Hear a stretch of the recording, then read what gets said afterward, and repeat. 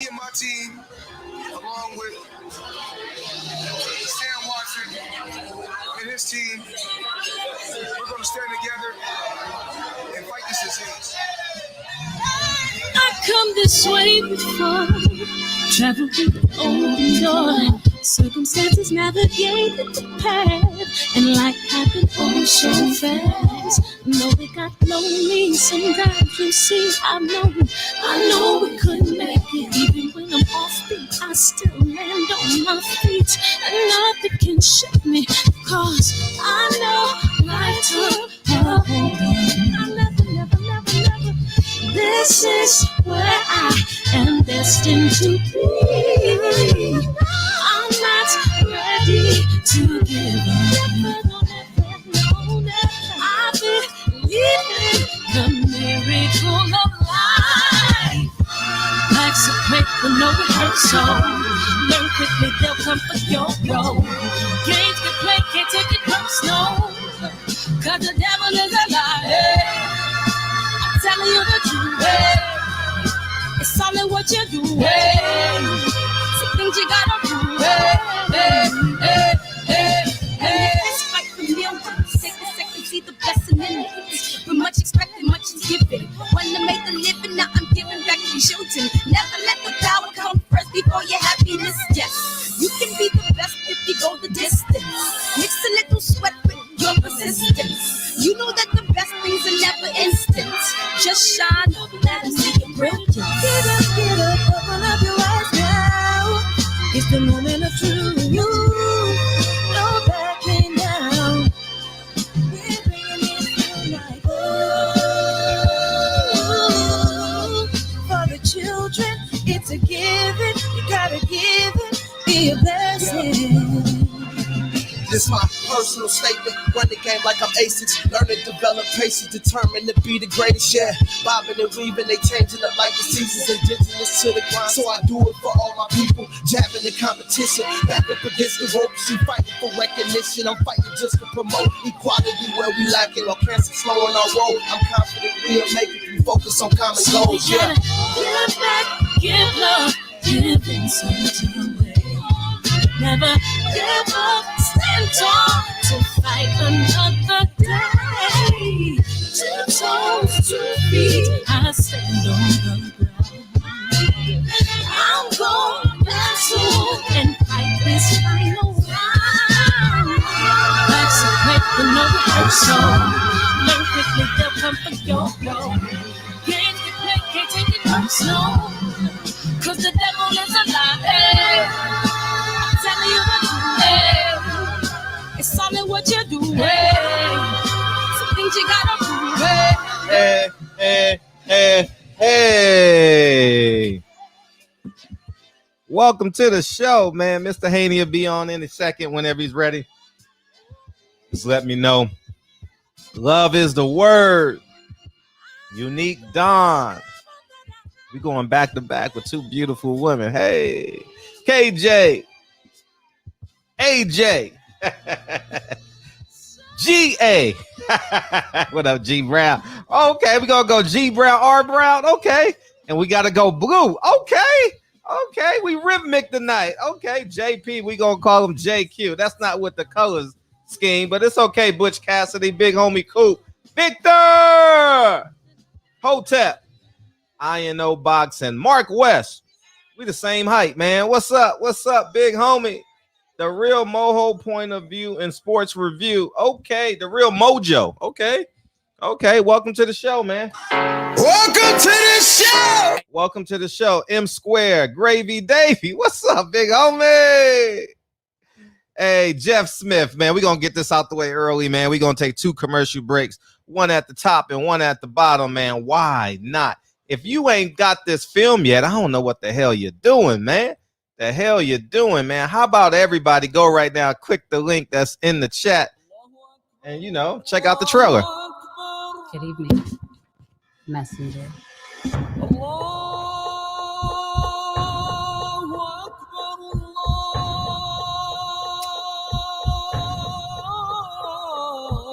You convinced us that you were the last messenger.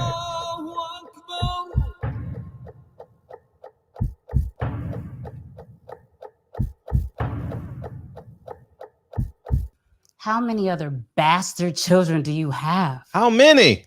How many? For those of you who don't know the answer to that question, I will tell you. At least 15 illegitimate kids were vying for his estate when he died. You know what I mean? 15. My God. How do you make 15 mistakes? Anyways, man, welcome to the show, y'all. Welcome to the show, man.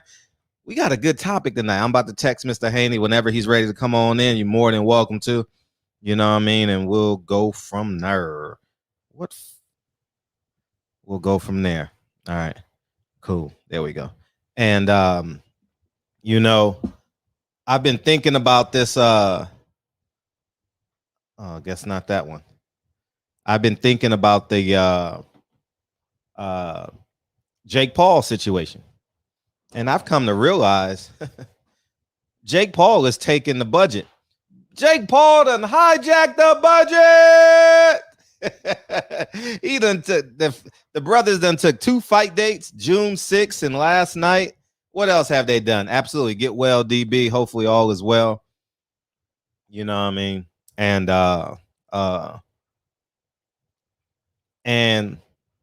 he got millions of dollars. And he did something which was extraordinary. What I've been telling these A-level fighters to do, this isn't just exclusive to PBC.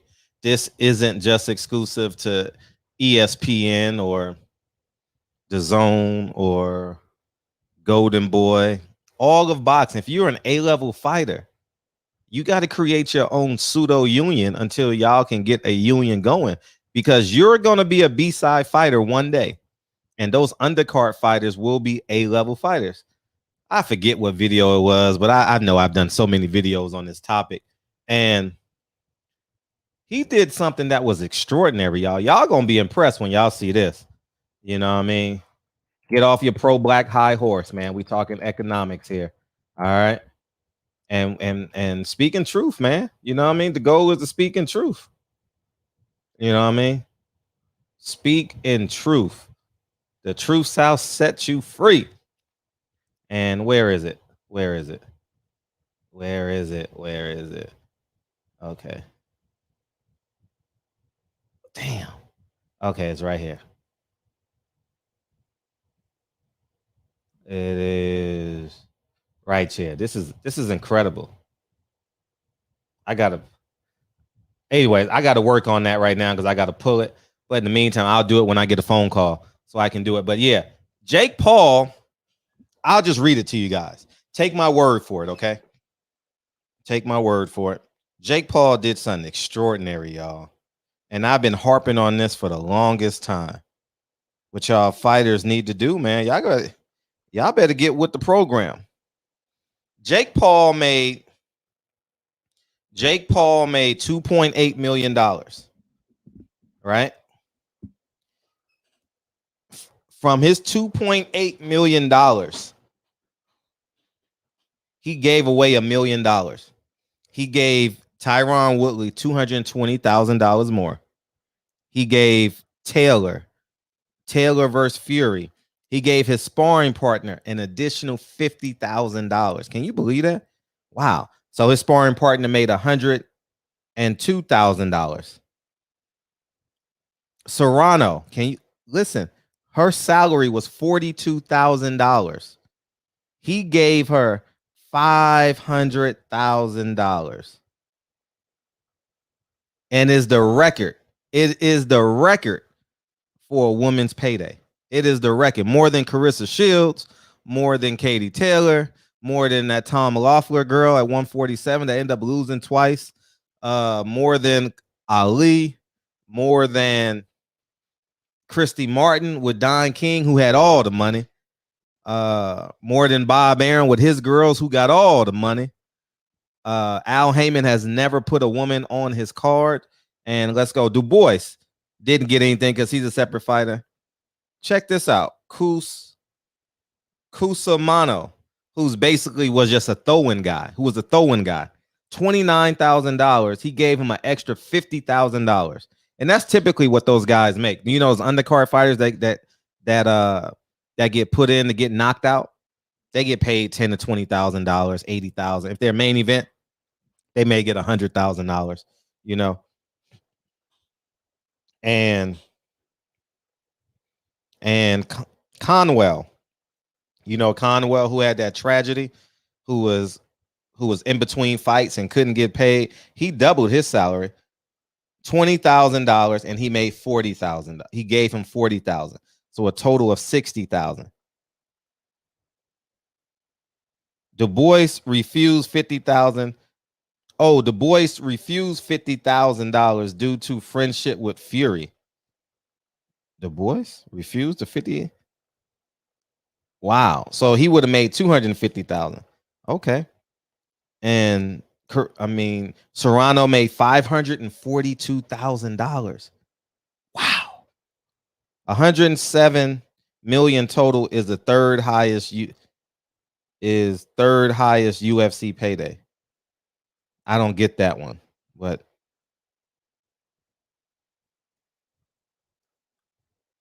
oh shit. His 1.7 million. I got it now. His 1.7 million is his third highest in his career. Dude, Jake Paul out here changing the game. Didn't pay no sanctioning fees, didn't pay for testing. What the hell is Tyron Woodley complaining about, dog? What is he complaining about? He allowed himself to get emasculated. He agreed to that tattoo. He agreed to not responding to him, not responding to the butt cheek comments. You know what I'm saying? That's on him. Dog, he gave him an extra $220,000. He only, listen, Jake Paul brought all the fans. Jake Paul bought the date. Jake Paul bought everything. And Jake Paul only made $793,000 more than Tyron Woodley in base salary. Think about that. Amanda Serrano can now go buy a house. Amanda Serrano can now live comfortably if she makes great investments with that $500,000. Amanda Serrano can probably now leave New York City and go across the Hudson and go buy a house. Go buy a house in Brunswick, Trenton, wherever, New Jersey. Because that's the goal, right? Go up to Connecticut, go to New Jersey, get out of New York. You understand what I'm saying? Man, I think what he's done is amazing. And I've advocated this for so long with these fighters. For so long. Put the business, put it in your hands. Take control of your situation. Everybody want to root for Carissa Shields, but no one want to financially support her. No one. You can start from the top. Al Heyman. You can start from every black fighter, every Mexican fighter. Matter of fact, I won't put the onus on every black fighter, but you got guys like who's making millions of dollars that support her.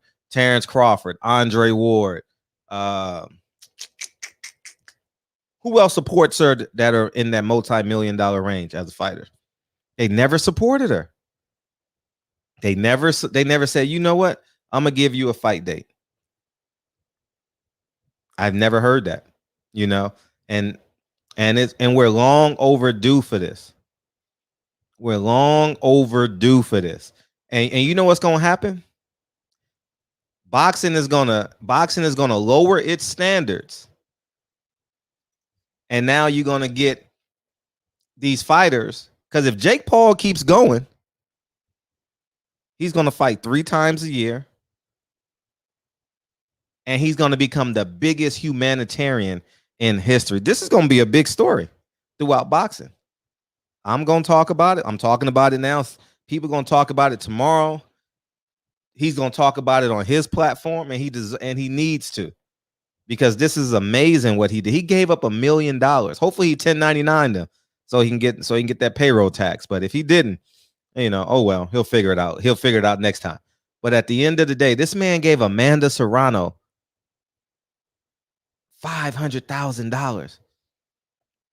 And shame on Showtime for only paying her $42,000 for a co-main event. Shame on them. Can you believe that?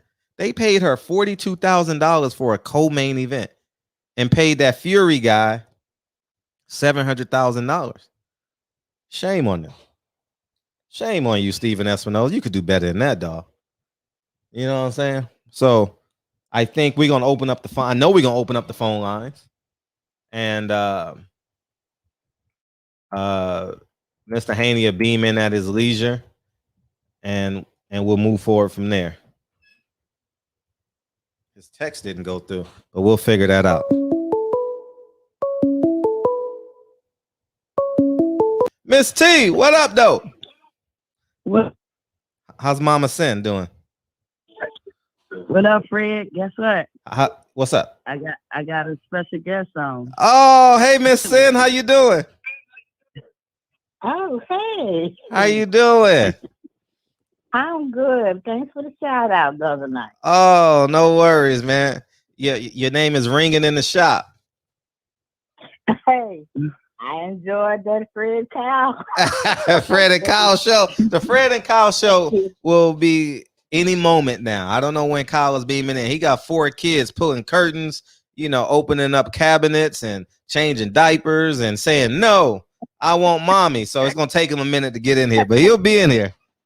So y'all play real good off each other. It was a delight. Yeah. Now, I'm not a big boxing fan. I like football, boxing. My daughter loves it. Uh-huh.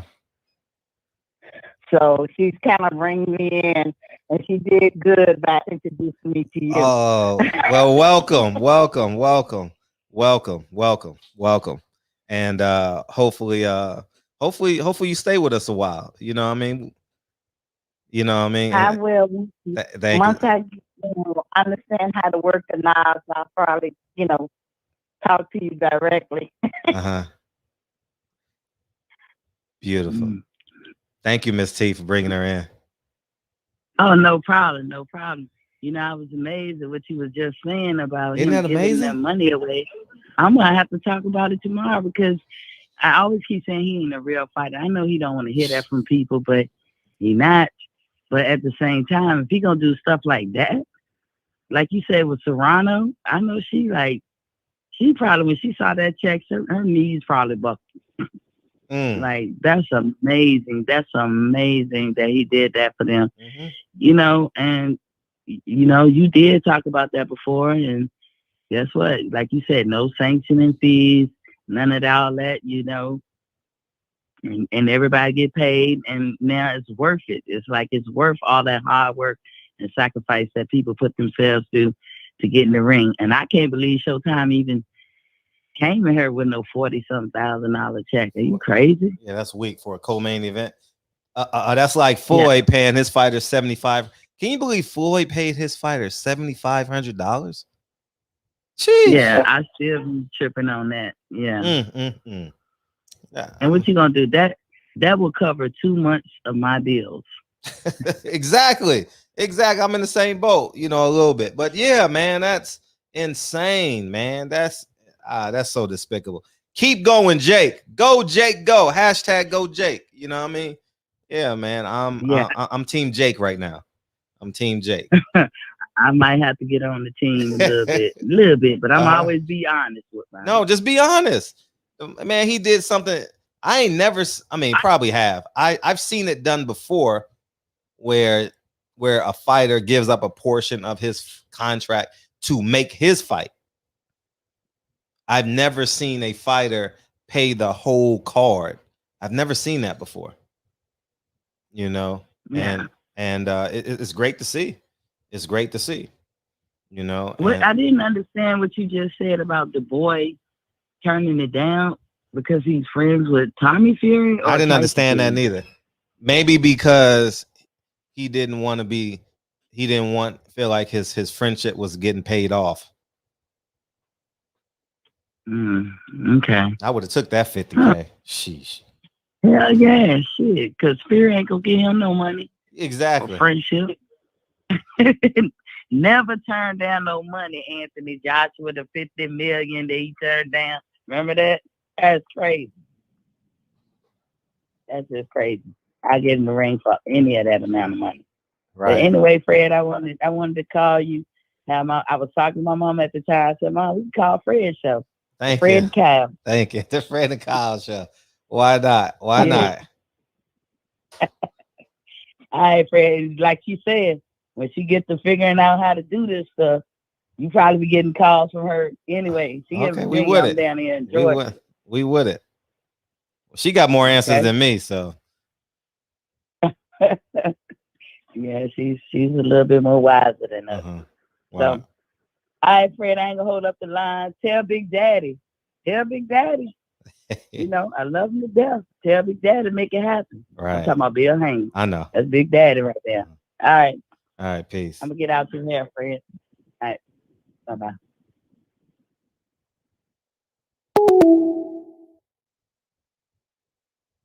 Yeah, man. It's just he just doing an extraordinary. Floyd paid his fighter $7,500, dog. Put that in perspective, man. $7,500 to lose 30 pounds, fight a coach because Lionel Thompson is a co-main main event fighter at he's a co-main main event fighter, period. You know what I mean? He's at that level in his career. And not unless he's on a loaded card. $7,500, dog. And here you have this white boy from Cleveland, Ohio. That's a troll. Come on, y'all. You can't make this shit up. 626. Got a new caller. What's up? What's up, man? What's up? Let me welcome you to the show. Welcome to the show. Welcome to the show, man. Turn me down in the back. Who this? This is Josh from Haney. Hey, what's up, Josh? Thank you. I was just calling just to get your perspective on if you was advising young kids like Gerald Ennis, like should he stay with the PBC? Should he be a free agent? And you know, what would you advise him and like boxers like Devin Haney? He is a free agent. He is a free agent now. Yeah, he doesn't have a deal with PBC. His manager or promoter is Cameron Duncan. I'm not sure what role because he's done both. I would tell him to. Good question. What would I tell Jaron Ennis? Because it seemed like that, you know, you're right now. He is a great fighter because I know a lot of boxers kind of not wanting to fight him, and plus, you know, he's kind of cheap right now as far as you know, for PPC pricing and all that stuff. So, should he just go straight for the cash, or should he still take these little fighters, you know, meant to build up that brand? I think he needs to keep on fighting. I think he needs to fight 5 times a year. I don't care who he fights, you know, he needs to have a run where it's to the point where it's inevitable where he has to fight and move up those the alphabet boys, move up, and maybe he can be number one in multiple sanctioning bodies and just keep on knocking people out. I think similar, I agree with his brother, Gary Russell's brother. Keep fighting. Don't stop fighting. Don't wait on Al. Don't wait on nobody.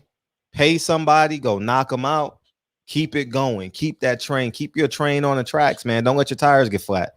You know, because I think he at 140 he has that same kind of dominance right now, especially based off his last 2 performances, I might say. Right. And for Devin Haney, should he stay? You know, with I know he's a free agent, but like his dad was saying that they still kind of work with Eddie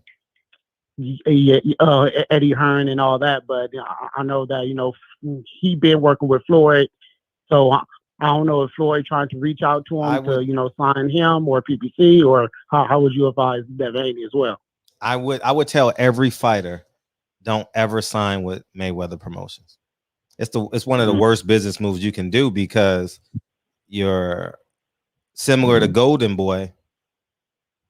They're self-absorbed. The presidents are self-absorbed. That being Oscar and that being Floyd. Like And I think that Devin should. I think he made a lot of money, right? He should start putting on his own fights. Devin needs to fight 4 times a year. You know, pick a bum. I don't mean to say bum, but pick a credible opponent, pay him $300,000, put on a 4-fight card, and knock these people out. You know, you got to start funding yourself at some point. You know, and if you take a loss, it's okay because you're going to get it back on the Teofimo Lopez fight, the Tank Davis fight. These fighters are too afraid. Not many of these fighters are betting on themselves.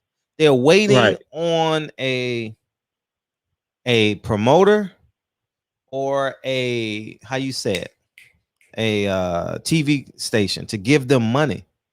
You know, they need to fight more. You need to fight 3-4 times a year. You can't fight 3 times in 2 years, dog. That's not good enough. And I know people say, well, they're making a lot of money. But shit, I mean, I think when you're hot, you're hot. Mm-hmm. You know what I mean? And I think Devin Haney is pre-hot right now. I think if Devin Haney comes right back, what is that? May, June, July, August, September, October. If he can fight this fall, I think that'll be good and come back in February. Even if you got to pay for it yourself, you know, pay someone, you know, do a 1-fight card, pay for it. You know what I mean? And you trust that the fans are going to support you, you know, and make it pop.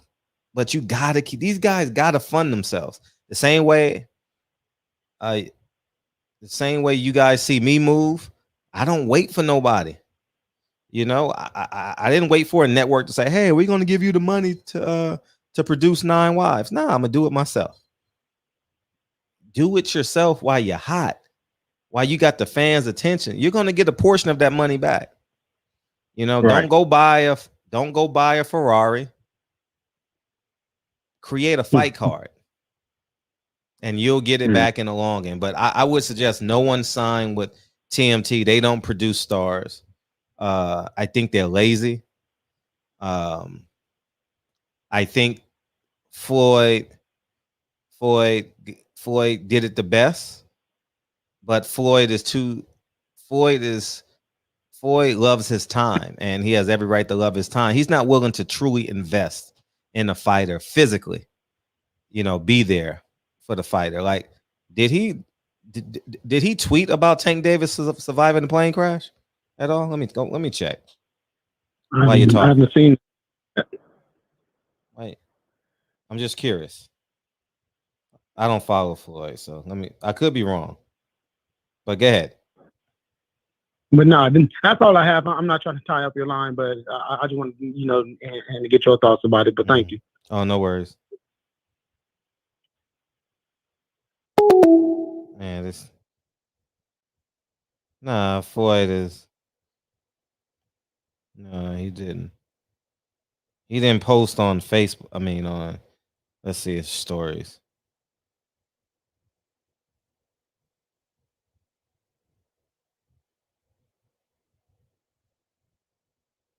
No.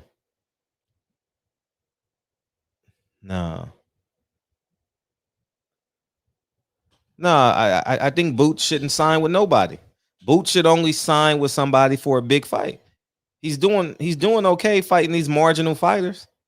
Nah, sign when they're gonna give you a big check. But you better become a Jake Paul. Jake Paul gave y'all the blueprint. Jake Paul gave y'all the 2021 blueprint. That blueprint is not exclusive to white skin.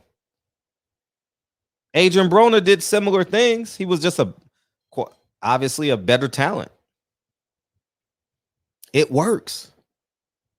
Stay active on social media. Hang out with your celebrity friends. Be a socialite. You know, while being disciplined. That's the part that Adrian Broner failed at. He lacked discipline. And I think that Jake Paul, I don't know how disciplined he is, I don't follow him every day, but I mean, I don't follow him on his social medias, but I will now though. After what he did for those fighters, I'll follow him later tonight. But I think what he's doing is extraordinary. It's a simple game plan. There's nothing special about it. It's nothing unique about this. Nothing. What's up, Unity Auto Sales? It's nothing special. You just got to put forth the effort. These fighters won't do it, man. These fighters sitting at home right now, like, hey, these fighters are so blind on PBC. They don't even know that Jake Paul took a date from them. They don't know. They don't know Jake Paul took a date from him. I'm being 100. I personally don't believe David Benavidez had COVID. I don't. I think they needed the money for this card. You know, so it's just what I believe. But you know, what do I know? Jake Paul. Let's see if we can. I'm gonna round up the money right now. What was the cost of this budget? What was the cost? Let's see. I'll do it when someone calls in.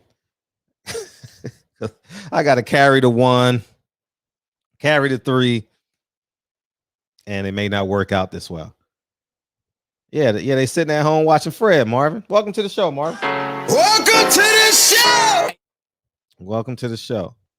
1.8 plus 1 point is 2.7. Yeah. Damn. Man, he did an amazing job, dog. Man, that man deserves a round of applause, man. You know what I mean? Floyd paid his fighter $7,500, dog. Jake Paul gave Amanda Serrano $500,000, man. God damn. Floyd bragging about being a millionaire and all these cars, and he paying his fighter $7,500. Something ain't right. Something just ain't right. Da-da-da-da-da. Shout out to Keith Sweat. Man. Sheesh. Man. This is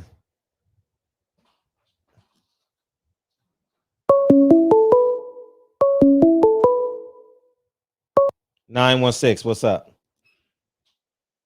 Oh, I'm just hearing your show, bro. Welcome. Who this? Before I welcome you to the show. Turn me down in the back. Oh, what's up, man? It's So Park Boxing, you know. Turn me down in the back. It's So Park Boxing. You got to mute me in the back. Who this? Oh, this is So Park Boxing. Oh, okay. South Park Boxing? Oak Park Boxing, man. LDBC. Yeah. Oh, what's up, man? How you doing? Fred. Hey, what's up, man? What's popping? Oh, man. Me and my family just listen to your show, man. You know. That's love, dog. It's all good. Yeah, just showing some love. I'm gone, bro. Oh, that's Keep it? pushing. I love it. Yeah. Welcome to the show. What's up, family? All right, family. I'm gone. Keep pushing. Peace, Man. yeah. I'm with you. Right, all the time. Yeah, 7,500. Fact. 7,500 is a debut for the opponent of the Olympian. He paid that man $7,500. And you're going to get taxed on it because they're going to pay you in a check. They're going to pay you in a check. So he has to get taxed on that money at the end of the year.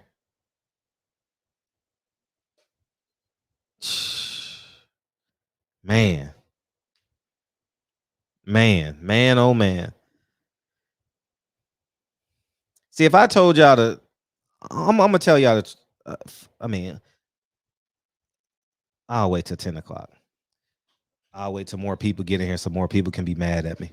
But man, it's Jake Paul, keep doing what you're doing, dog. Keep doing. Boxing needs that. Amanda Serrano, she gonna flip that you know how, I mean, just think put that in perspective for Lou DiBella, Tom Brown Promotions, Bob Arum, Oscar De La Hoya, what they didn't do for their fighters. When Oscar De La Hoya was the main event, did he do that for his fighters? I don't know. I'm just making the point. I can't answer that because I wasn't in this chair when they were in their prime. Floyd Mayweather, did he do this? And the hits just keep going. 504. Are you safe? You all right? What's up, Fred? Are you safe? Are you all right? You good? How you doing down there? We good, man. It's Berry Hill, man. I said, are you safe? How you doing down there? We safe, man. We safe, man. Okay. You all right? Yeah, I'm good, man. I'm making sure. So where'd your son go? He up there in Kansas, man. Okay, he's still good. He's still there. Okay. He's ready to get down. So he'll still be a freshman this year, huh? Yes, sir. Yeah. So because he gets that year back from last year, right?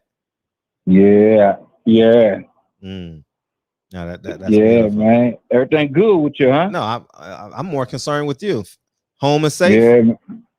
Yeah, man. I ain't talked to you in a minute, man. But I'm still down here, man. We it's all good, man. It's not bad than what everybody think, but we gonna be out with lights like about another week or two. Wow.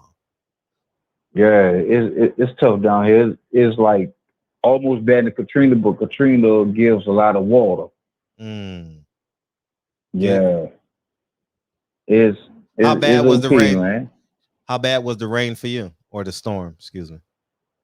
It was a lot of wind. Now it just started raining, but it just stopped. Mm-hmm. I'm sitting on my balcony right now, looking at it. Okay. Yeah. Okay. Well, it's all good, baby. I'm glad you're safe. I want to ask you something. We couldn't fight. We couldn't watch it last night because everything out, all the power, everything was out through the city. You ain't missing nothing. Who won that fight last night? Jake Paul. It was a horrible. It was a horrible fight, though. It was a horrible fight. Man, this dude here got too much experience in the UFC of fighting. And you just let nobody do that to you? Yeah, he should have put more pressure, man. He should have attacked him. He should have attacked him like a UFC fighter and just threw short punches on the inside or something. I don't know. I ain't got no answer for him, but he should have did something with his feet. Like not kick him, but just close the distance. Yeah, you're right, man. I don't understand the UFC fighters, man. When they put the gloves on, y'all got the experience of fighting. You just got to know how to old school, like you got to know how to dance now. You got to know how to move your feet now. Right? Got to know how to dance. Got to know how to dance. It's a big difference though from UFC to boxing. Right. But he's a nobody. How can you let the nobody beat your experience and fight? Right. But it's all good, man. Well, hey, God bless you, man. You be Call good, me next man. week. Call us next week so we know how y'all doing. Call us next week, just out of curiosity. Oh, okay. Of course, right? Okay. Be good, man. Okay. All right, babe. All right. Salute to your family too. We'll be watching your son this year in Kansas. Oh yes, sir. Yeah, Middle linebacker. Middle linebacker. What number is he? 19. Number 6. Number 6. Okay, gotcha. We own it. We own it. Appreciate you. All right, babe. All right, Mr. Berryhill. Thank you, big homie. All right, babe. All right, peace, King. Rich Barley. People hate on Jake, but name another pay-per-view star that has added a female fighter as a co-main event. Earl and Tank should have added Carissa to a date. I agree. Carissa does need a date on one of them big cards for sure. I couldn't agree with you more. Rod 870 MAGA Fred on a mission to destroy brothers. I think I've listed every race today. It's sad when black men use black trauma pimping. This is a black trauma pimping statement. You trying to rally around the emotions of black people? No, talk truth to black people. Talk truth. Don't Don't black trauma pimp in here, man. You know, you and Reggie Owens do a lot of that shit. You know what I mean? At the end of the day, Jake Paul gave away $1 million. Right? Yeah. Give the man credit. As I said before, Oscar De La Hoya hasn't done it. Floyd Mayweather hasn't done it. Well, he's not the fighter. I'll get to the promoters in a second.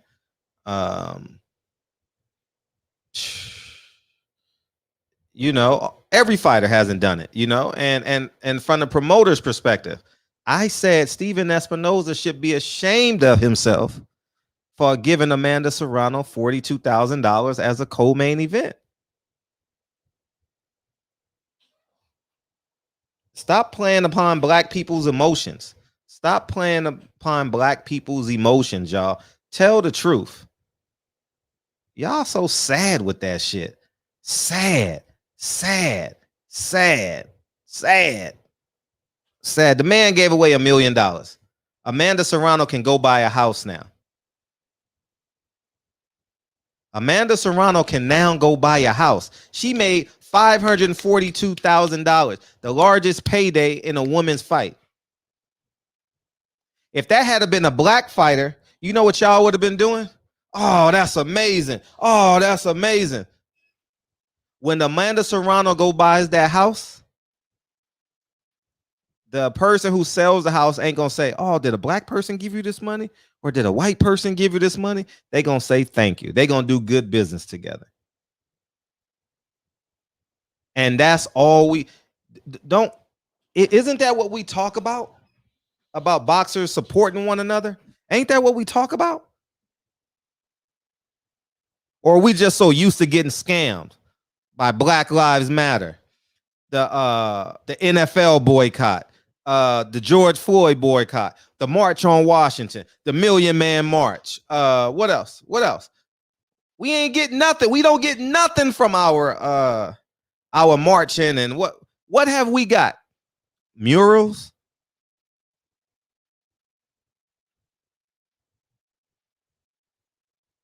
Statues? Meanwhile, we 1865. We 155 years away from the last slave, right? 155 years away from the last slave, and it went from slave patrol to police patrol, and they still have qualified immunity.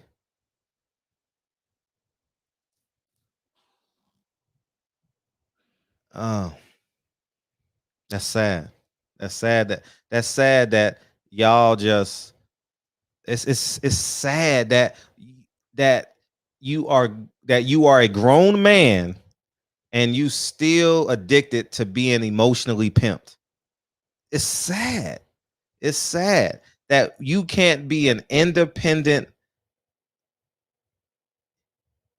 You can't just take the good deed just for being a good deed. It's a good deed. How much money you give away today? How much money you give away today? Let me know that. How much money? I didn't give away no money today. I didn't. 918, what's up? Hey, what's going on, Fred? Hey, what's up? How you feeling? Hey, man, I'll be listening to your show, man. I see you got a lot of answers, and you know but what's the point of your show, bro? Like, what are you doing? We can go anywhere we want what every night. What are you trying to prove, bro? Nothing. Absolutely nothing. You bash PBC every motherfucking night. Like, who paying you, bro? I see you be having Bob on here, bro. Get off these dudes nuts. I think bald headed ass nigga, chat face ass nigga. Say it again. Y'all mad. Y'all big mad. What's up? What's up, man? Thank you, Star. Appreciate you for coming in, man. Y'all mad. Y'all big mad. I don't give a fuck about y'all getting mad. What the fuck I care about y'all getting mad? Your feelings hurt. You been getting pimped for so long. Shit. What's up, 662? Hey, what up, Fred? What's up?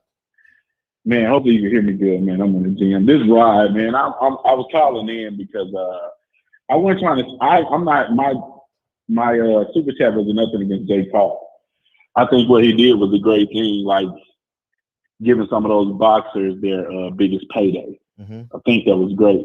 What I was doing was just throwing a joke at you because you've been on a mission, and I was going to send another pretty much super chat behind that saying that I understood that you were doing that because of what Leonard Ellerby and all those guys are actually coming at you also. So I understood. I understand what you're doing. It has nothing to do with that. It has nothing to do with. Okay. It has nothing to do with. Nah, I like. See, you don't understand. You don't understand my disposition. I am. Go ahead. Explain to me. Then. Yeah. I don't personalize this. I think the one time I did personalize it and I was exhausted from it was where it bothered me, and it was the Andre Ward situation. Yeah, I agree with that. But outside of that, I leverage it. It. And I think that just comes from my business acumen. I'm gonna leverage a TMT fighter say he got paid $7,500. Of course I'm gonna leverage it. That was terrible. Yeah. Of course I'm gonna leverage it. Of course I'm gonna leverage PBC fighters only fighting once a year. But y'all don't hear. Yeah. See, the sad part about it is y'all don't hear when I call out Eddie Hearn that he failed. He had $1 billion and he failed. Y'all don't hear that. No, you the only one to call him out. So I definitely give you credit for that. I'm just talking shit to you. That's what I was doing, like bullshitting with you, because I was like, damn. Every time I call in now, Fred going at someone, that's on whether it's Al Hammond, whether it's Leonard Ellerby and Floyd Mayweather.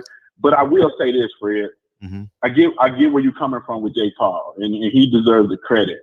But let's not forget, Floyd put a lot of people on his undercard. I don't know how much they got paid, but from the Canelo to the Sugar St. Mosley to the Tank Davis to the Badu Jacks, to all those guys, they were on his undercards. He even fought Andre Berto, gave Andre Berto his biggest payday when Andre Berto didn't even deserve to fight.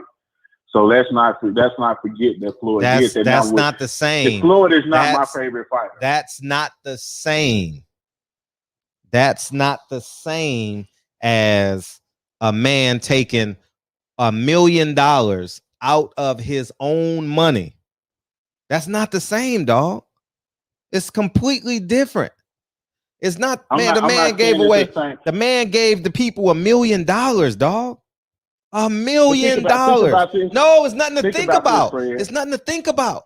$1 million. That is. I'm sorry. But he made money. Here's what I'm saying, Fred. No, I get what you're saying. He took $1 million out of his own pocket. But if Floyd put you on his fight where he could pay you $1 million because he's going to sell 3 million pay-per-view buys, basically that's the same thing to me. Because I'm pretty sure Jake Paul don't even know what he's going to make on the back end yet, depending on pay-per-views. So the pay-per-views are trending towards $1 million or $2 million or something like that. He's going to make that money back. So what he did was a great thing. Here's my whole point right here, and I'll get off your line. So I've always said this, and I've been waiting for Jake Paul for like 10 years. And the reason I say that is because I've seen black fighters try to do exactly this. I watched Deontay Wilder knock out 40 guys in a row and not even get a mention on ESPN or First Take or any of those big shows. And I would always tell people, I would say, if Deontay Wilder was a white man, nobody would care about who his opponents was, the level of his opponents. They would only love the fact that he's knocking people out and he's talking shit while doing it. Because if we remember early on, Deontay Wilder used to talk a lot of shit, and he was very active in interviews and calling folks out and talking shit, and he never got that type of exposure. America never embraced him like that. We embraced him, the black community, some of the Hispanic community, but America as a whole never embraced Deontay Wilder. And he knocked out 40 guys. He won a bronze medal. He had the perfect American story, like a kid that didn't have anything, driving a truck, walking the gym, and 7 years later, he's the heavyweight world champion, making $20 million a fight. That's the American dream. They never sold it like that. So when I see a Jake Paul who literally fought 3 bums, I appreciate what he's doing, bringing his community to the boxing world. But when you say it's not about white or black or anything like that, I think you're being false at that point. If you think a black man could do exactly what Jake Paul is doing and it's going to work out the same way, you're spinning the narrative. I'm simply saying, see, this is black trauma pimping. Listen. Take $1 million out of your salary and pay on top of what they're making. That's all I'm talking about. I'm not talking about the great story. I'm not talking about that. I'm saying if you make $7 million, will you take $6 million and take that million and spread it upon your undercard? That's all I'm saying. That's a good thing he did. I'm not disputing it. That's all I'm talking about. That's all I'm talking about. No, because you're appealing to the systemic oppression of black people. I can ask you one question. I'm not about to say anything about black white. I'm gonna ask you a question. Go ahead. You said earlier. Sure. Yes. Did you not say earlier that it's not about black or white? When it came to that, get out here and do what Jake Paul do. I'm using your words. You said earlier in the show. I'm listening. You said these fighters get out here and do what Jake Paul is doing, then they will have more success in boxing. That's what you said, right? They would. You said I don't think they would. I just don't think America would embrace a black fighter that way. That's all I'm saying. It ain't about black and white pimping or nothing like that. I'm just being honest. That's my truth. Your truth might be different, but that's my truth. I believe they would be successful if they did interviews once a week. They hung out. I gave you the play. It's simple. You hang out with your celebrity friends. Y'all post.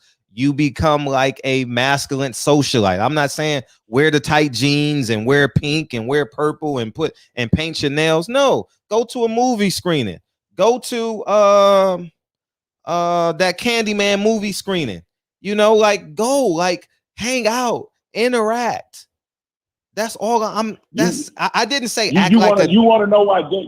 Let me give you a little bit of something. You want to know why Jake Paul is big? Because I watch all sports, and I watched Undisputed the other day. I've never heard Undisputed talk about boxing until Deontay Wilder fought Tyson Fury, and it was Super Bowl week, and Fox was doing the fight, so Fox pretty much forced them to talk about it, and you could tell they really didn't care about it. There's 2 times other than that I've heard them talk about boxing was when Conor McGregor was going to fight Floyd Mayweather, and when Conor McGregor was talking about fighting Pacquiao, and when Jake Paul was going to fight the last 2 guys. You want the Floyd? And it wasn't even on Fox. Okay, you want the Deontay Wilder example? When Deontay Wilder went from Dominic Brazil, Luis Ortiz, Tyson Fury, he was the hottest thing in boxing. Matter of fact, I would say he was a top 50 athlete. I would say he's a top. You know why? Because he fought 3 times in 8 months. So he had to do interviews. He went to go see the Pope. He did multiple things. He gave tickets away to the fires, the victims of the fires, and so he had to stay active. He had his schedule permitted him to stay active. So he was hotter than Anthony Joshua. He was hotter than Tyson Fury. He was hotter than Earl Spence. One might say if he beats Tyson Fury, he's hotter than Floyd Mayweather at the time because he's a heavyweight. No, I agree with you. But here's what I'm saying. It took him 30 so fights to get there. Because he knocked out Severn, he had a great story, and America still didn't embrace him. They didn't embrace him Fury 1. They didn't embrace him Ortiz. But like you said, once he got to about 40, 38, 39, 41 knockouts, then you can't ignore him. And even then, when he was hot, he still wasn't as hot as this kid is now with 3 wins against 3 months. Oh, he was way hotter. Way hotter. Man. This kid probably finna do 800,000 or 600,000 to 800,000 against a UFC guy that's retired at a lost for a fight. So I mean, America is embracing him more, man. This is what Jake Paul is doing. Don't get me mistaken. I appreciate it. I watched it.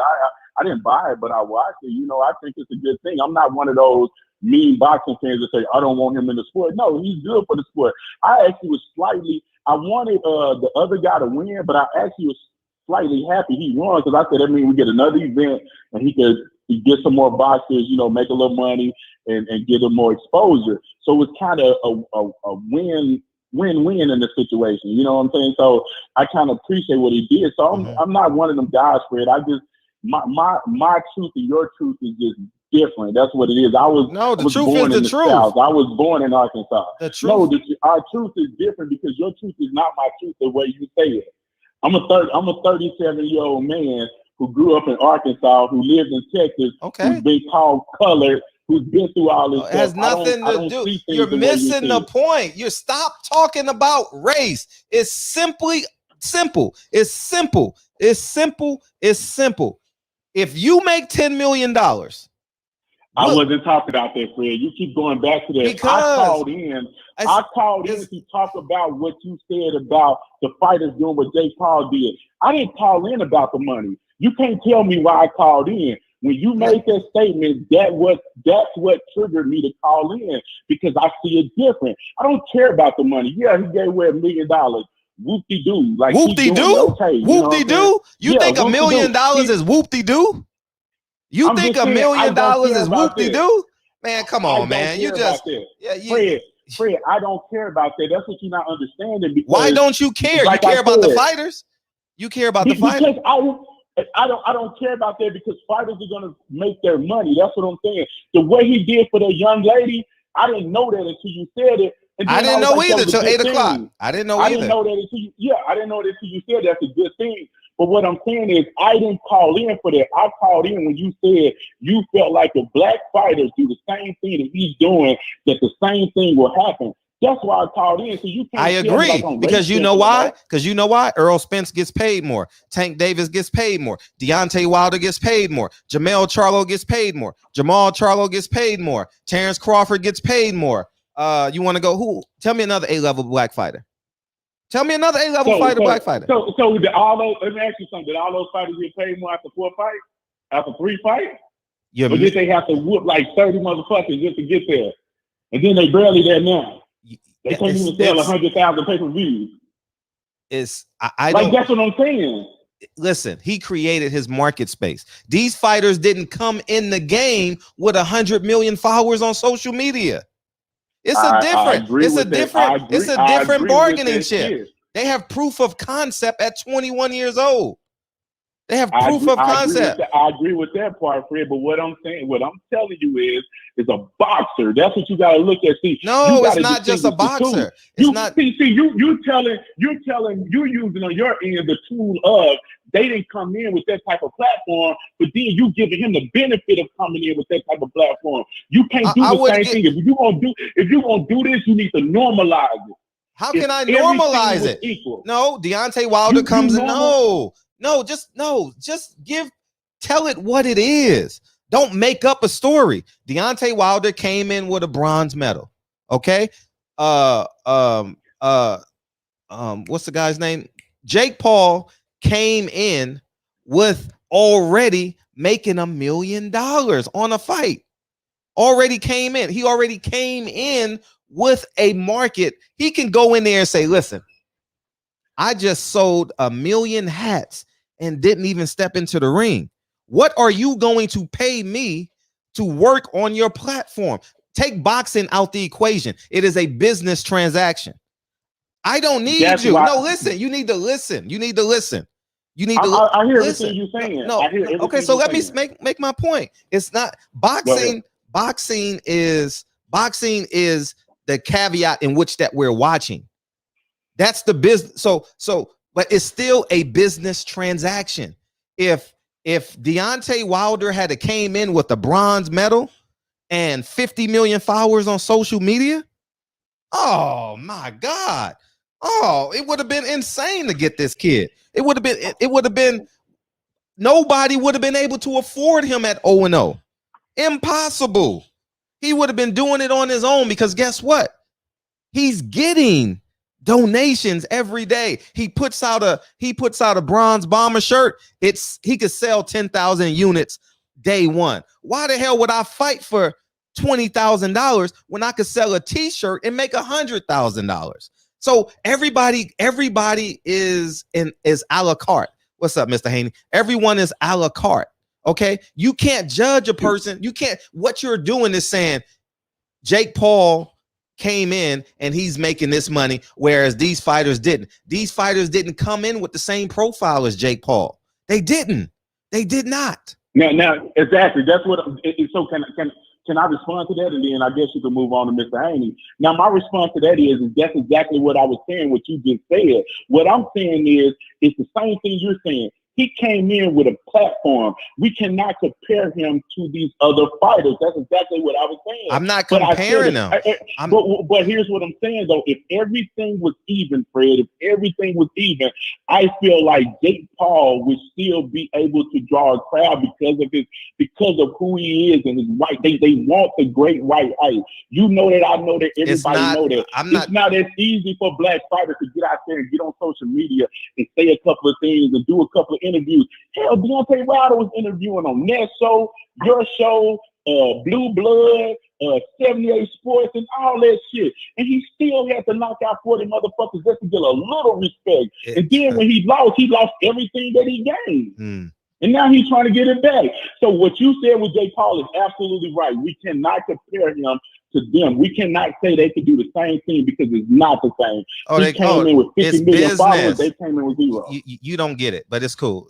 We'll agree to disagree. We'll agree to disagree. You're just making up. You're just making up. You're just saying he can't do it because he's black, and because of white privilege. Yeah, that's basically what you're saying. Because of white privilege, white people, America will gravitate more towards him. I'm not talking about that. I'm not talking about that. I'm talking about what do you have in your profile to get the deal done? What's today's date? August 30th. I'm not talking. What do you have August 30th to make the deal? So you telling me you're a businessman. I respect you as a businessman. I respect what you did, Fred. You're telling me that him being a white guy had nothing to do with his success, and 80% of 60% of America being white and purchasing the things that the content he's putting out there as far as a boxer. You telling me that has nothing to do with his success at all? That's what you're telling me. No, I'm not saying that. What I'm saying is the deal itself. What do you have in your profile when you walk into Stephen Espinoza's office, right?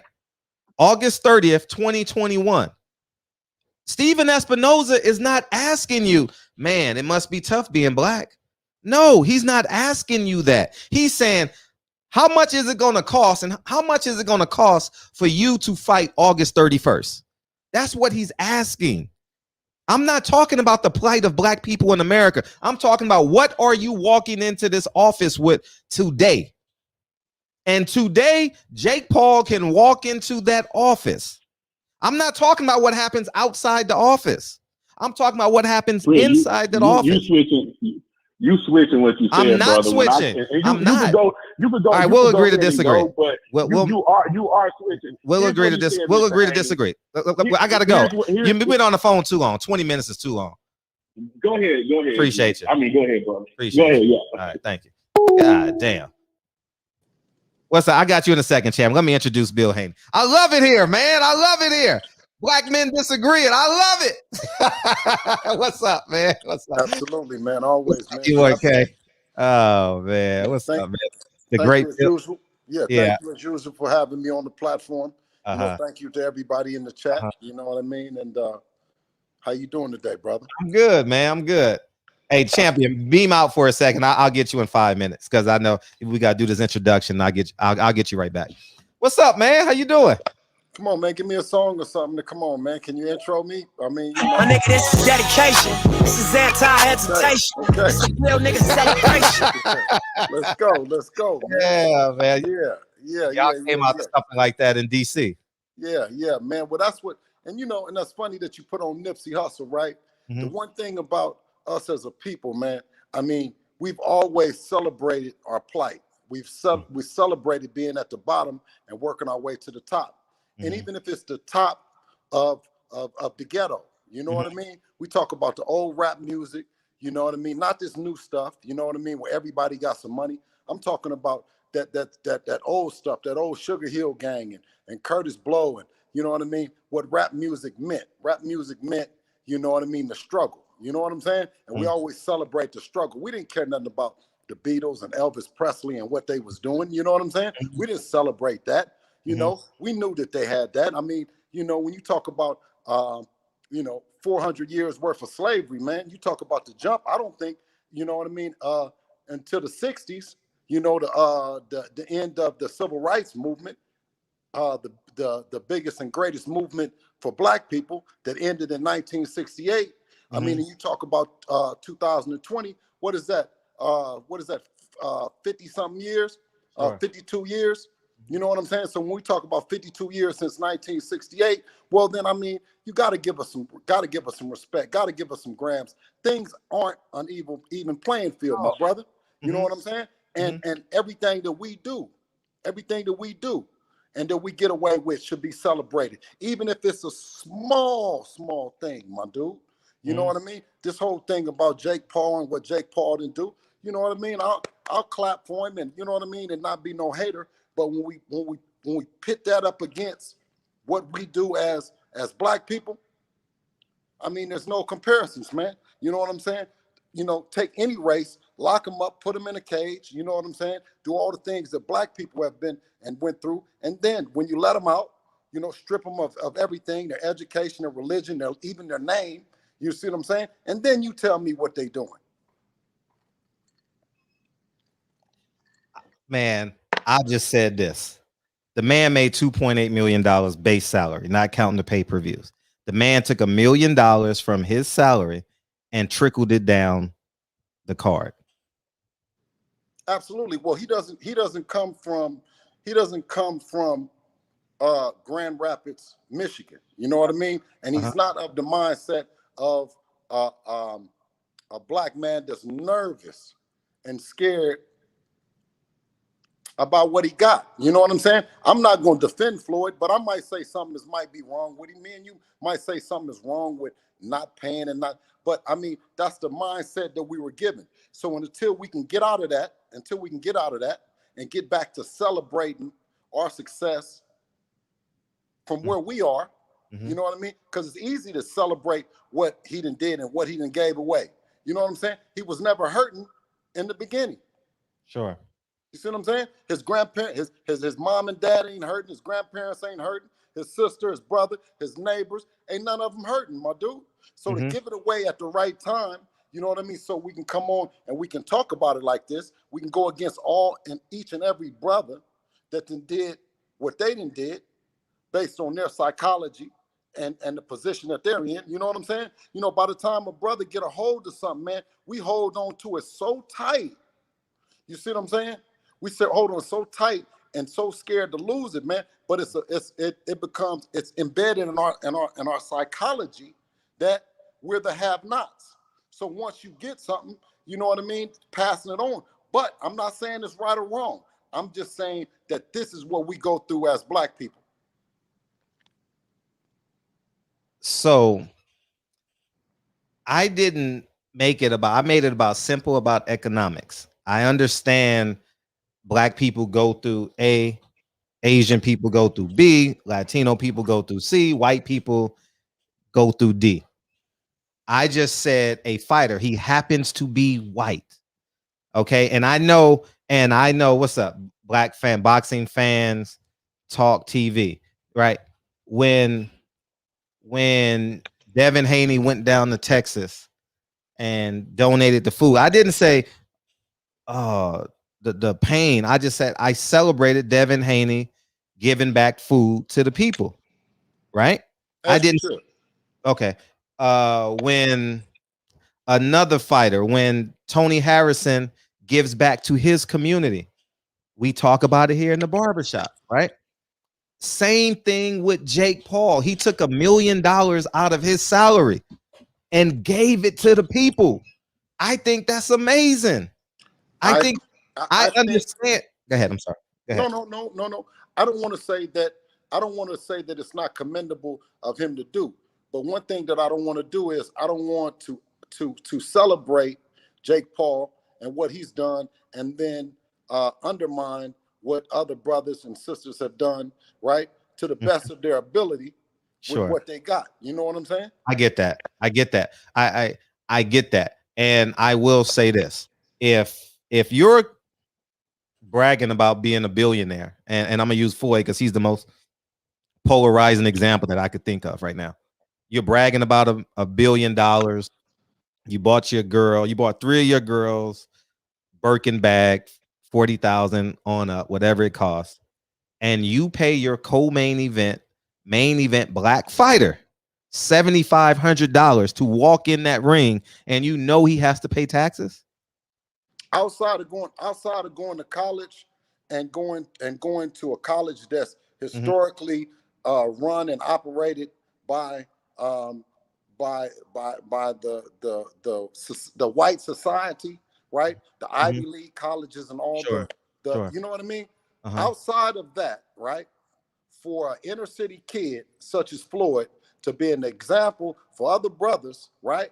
Who aren't necessarily scholastically inclined to go to that next level of education, to have, the secondary education, PhDs and all these other things, right?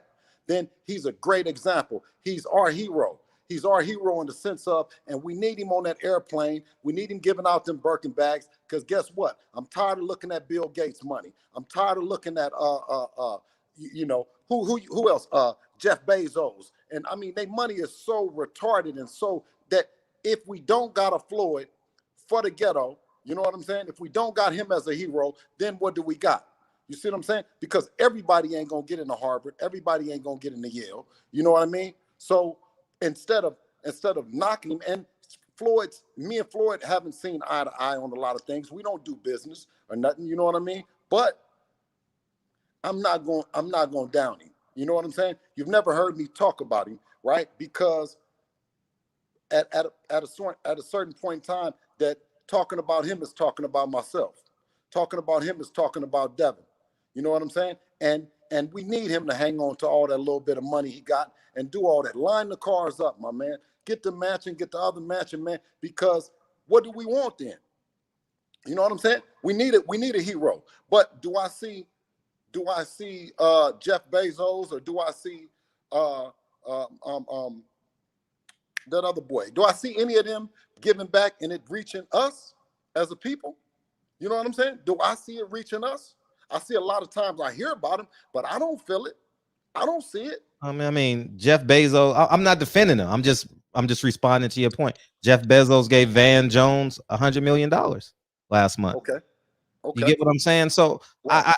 I'm just talking about first of all, official 50K Uno. Did I say that right? Yo, okay, Bill. Now let me ask you this. Let's go back to Van Jones, because he gave it to the right person. If he didn't want, if they didn't want my son to see it, and it get to my son. If they didn't want my son to see it and say, okay, I can do that. Meaning, because my son didn't go to college. Van Jones is an incredible guy. He's very articulate, and he's one of those guys that sleeps, got through the cracks. And I'm not talking about Van Jones because he's, you know what I mean. It's great. He's an intelligent guy, but I can't knock Floyd and raise up Jake Paul. Okay. All on the same show. I get that. I was just strict. We done had Carissa Shields can't even get on a card, dog. All I'm saying is this: if you are a fighter making $10 million, one, you got to get your fighters on a card, right?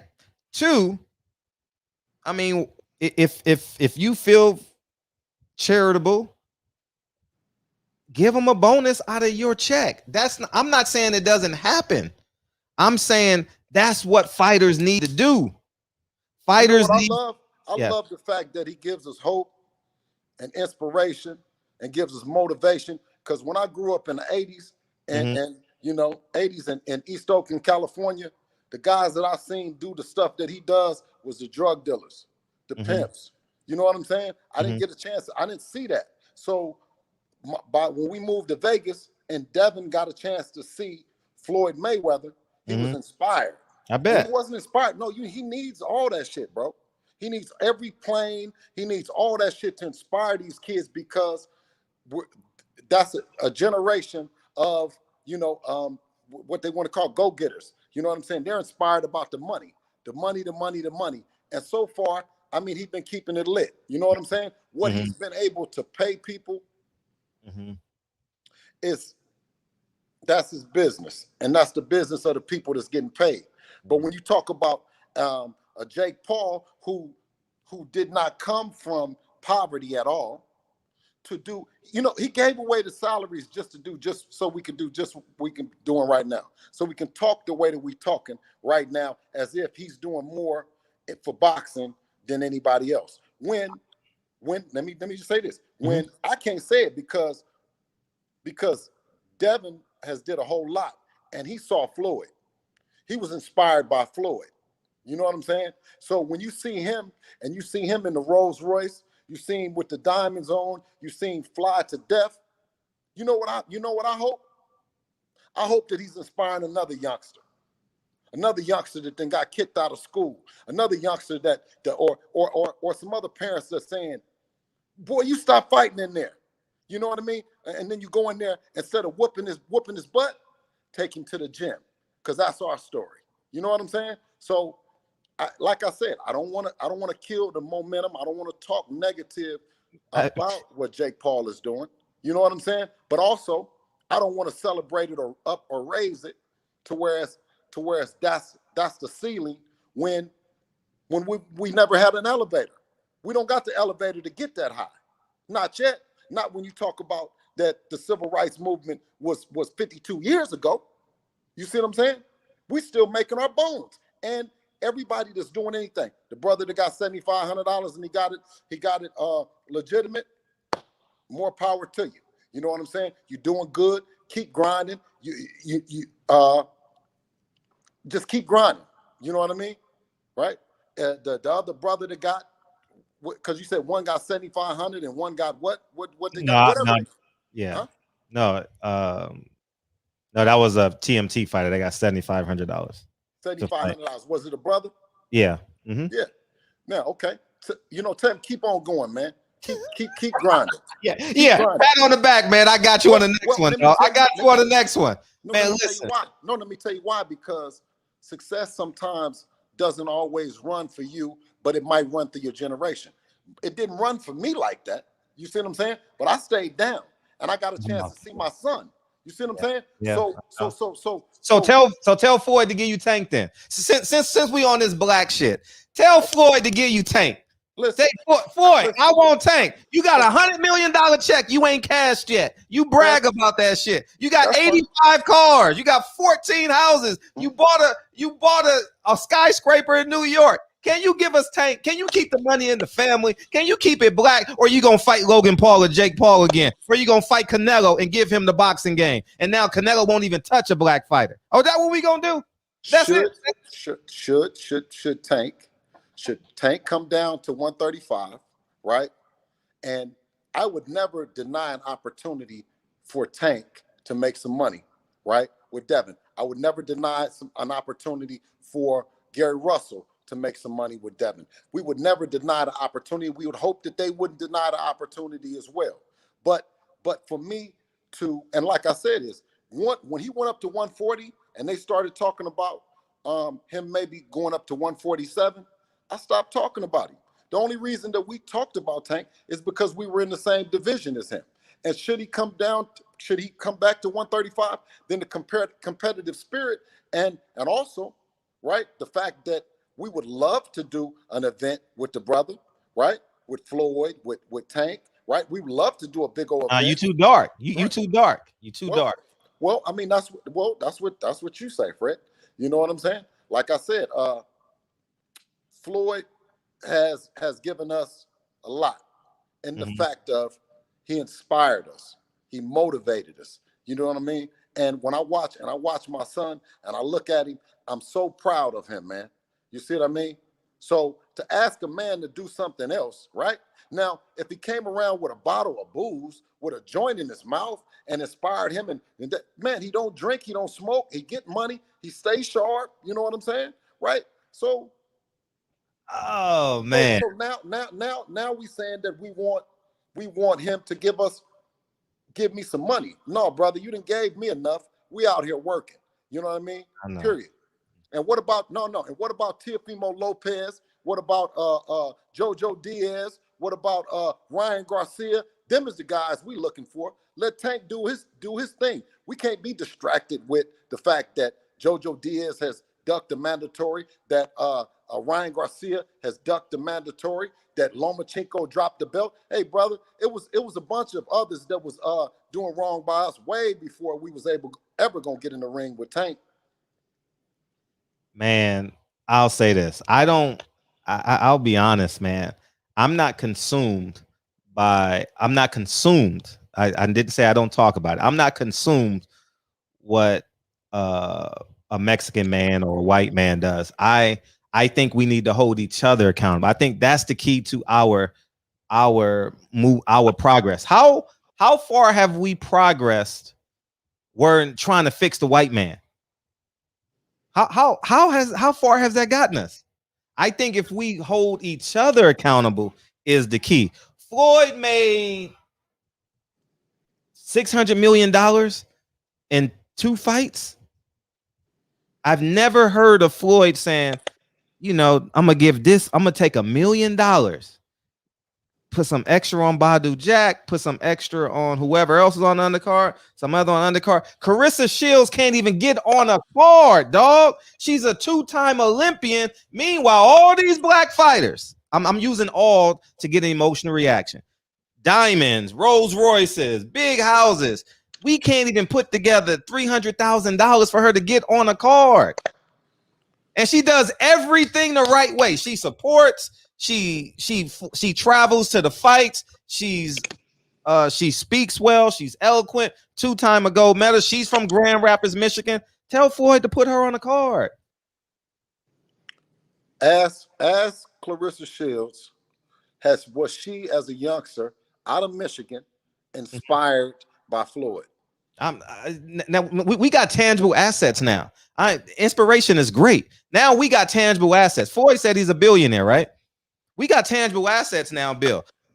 I don't go to when I'm in the streets, I meet people where they're at, right? I don't say, man, dog, you see this Tesla I got? Man, you can do it too, man. I'm telling you, you can know. I meet people where they are. If you hungry, I'm going to feed you. If you need gas in your car, I'm going to put gas in your car. Now we are in position where we have tangibles to move us forward. Floyd don't need nobody else. Floyd don't need Steven Espinoza. Floyd don't need Bob Arum, Al Heyman. He don't need nobody. He got $1 billion, right? Got $1 billion. He probably got 300 in liquid. Move on your own. We don't need no help from the people. I didn't ask nobody. Oh, man. Netflix called me 10 days ago. They offered me some money for the movie. I said, nah, I'm going to wait a year. Because I believe I'm going to fund it myself. See, Fred, what you failing to realize and failing to really articulate is that we don't own nothing. A black billionaire is still broke in America, in this world, right? When you talk about the bank where the money is at, we don't own. When you talk about the car that he drove, we don't make them, right? When you talk about the real estate, you talk about the government, you talk about so on and so forth. So when you talk about a brother and you talk about Floyd, right? It ain't that much money, dog. It really ain't. But we have enough now. For us to, for us to, no, we can't say that. That's when you talk about counting another man's pockets. You know what I'm saying? Count another man. He's telling me how much he has. I don't have to count. If you gonna go buy a Rolls Royce, buy an $18 million watch, you're telling me how much money you have. So you're creating you're telling me your reality. So now I have to base my perception of you based on the reality that you project to me. You get what I'm saying? I'm not. Absolutely. I understand that. I understand that.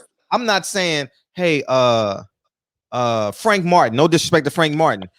Hey, I expect you to give Carissa Shields $200,000. I don't expect that out of him. He's an undercard fighter right now, trying to be a world champion. I don't expect.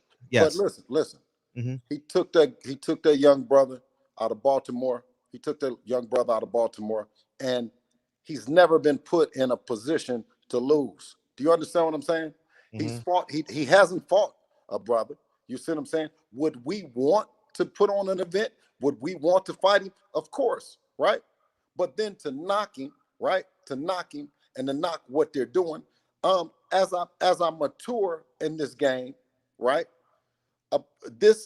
My thinking a year ago or 2 years ago might be slightly different, right? In terms of what I think now, because I mean, the boxing business is corrupt, my dude, and we ain't running it. We can though. That's the whole point. You know what we want to do? We want to race horses like Jesse Owens. That's the whole point. Stop racing horses, dog. We spend so much time trying to find, hey, how much you want? How much you gonna pay me to race this horse? Nah, we don't need to. We can build our own, and that's what I vehemently believe, man. I genuinely believe that we have enough. Because guess what? On the I forget the GPD. I forget what is. We are the 7th largest consumer. We are the 7th largest country in terms of consumption. So we have enough people. We have enough money. We don't need nothing else but each other. That's all we need. I don't need. Totally agree. I totally agree, Fred. I don't go out of my house, man. I hope I can make a deal with a white boy today. I don't give a fuck about him.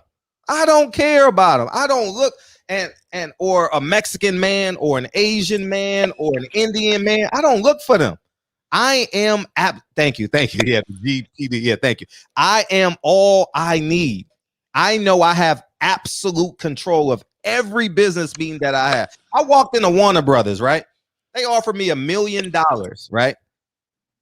And like a 10-year first look deal. $100 million up front.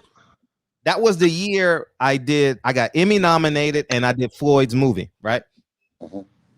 They offered me $1 million up front and a first look deal for 10 years. I said, nope, I'm not working for you for 10 years. Hell no, you crazy. No. And I said, I want ownership. You know what they said? Get the fuck out of my office, basically. Who the fuck are you? You know what I mean? So I say, so you know what God did? He says, Fred, I'm going to give you $1 million in property. Bust your ass, clean them drains. And guess what? You have enough expository income to create the films that you want. See, and that's what I did. I got it another way. Right. No. Listen, free enterprise and the ability to work within the system and have the same advantages as other ethnicities and you know what I mean? It's something that our ancestors have worked for. I think that's the spirit of it, that not segregation, right? But I think that what we want to do is we want our kids to be able to have the same chance. I don't, like I said, I don't down what the Pauls have done. I don't down what they bring, but I'm not going to be hanging my head and saying, oh, well, we ain't doing this and we ain't doing that. We did a lot. We've come a long way as a people.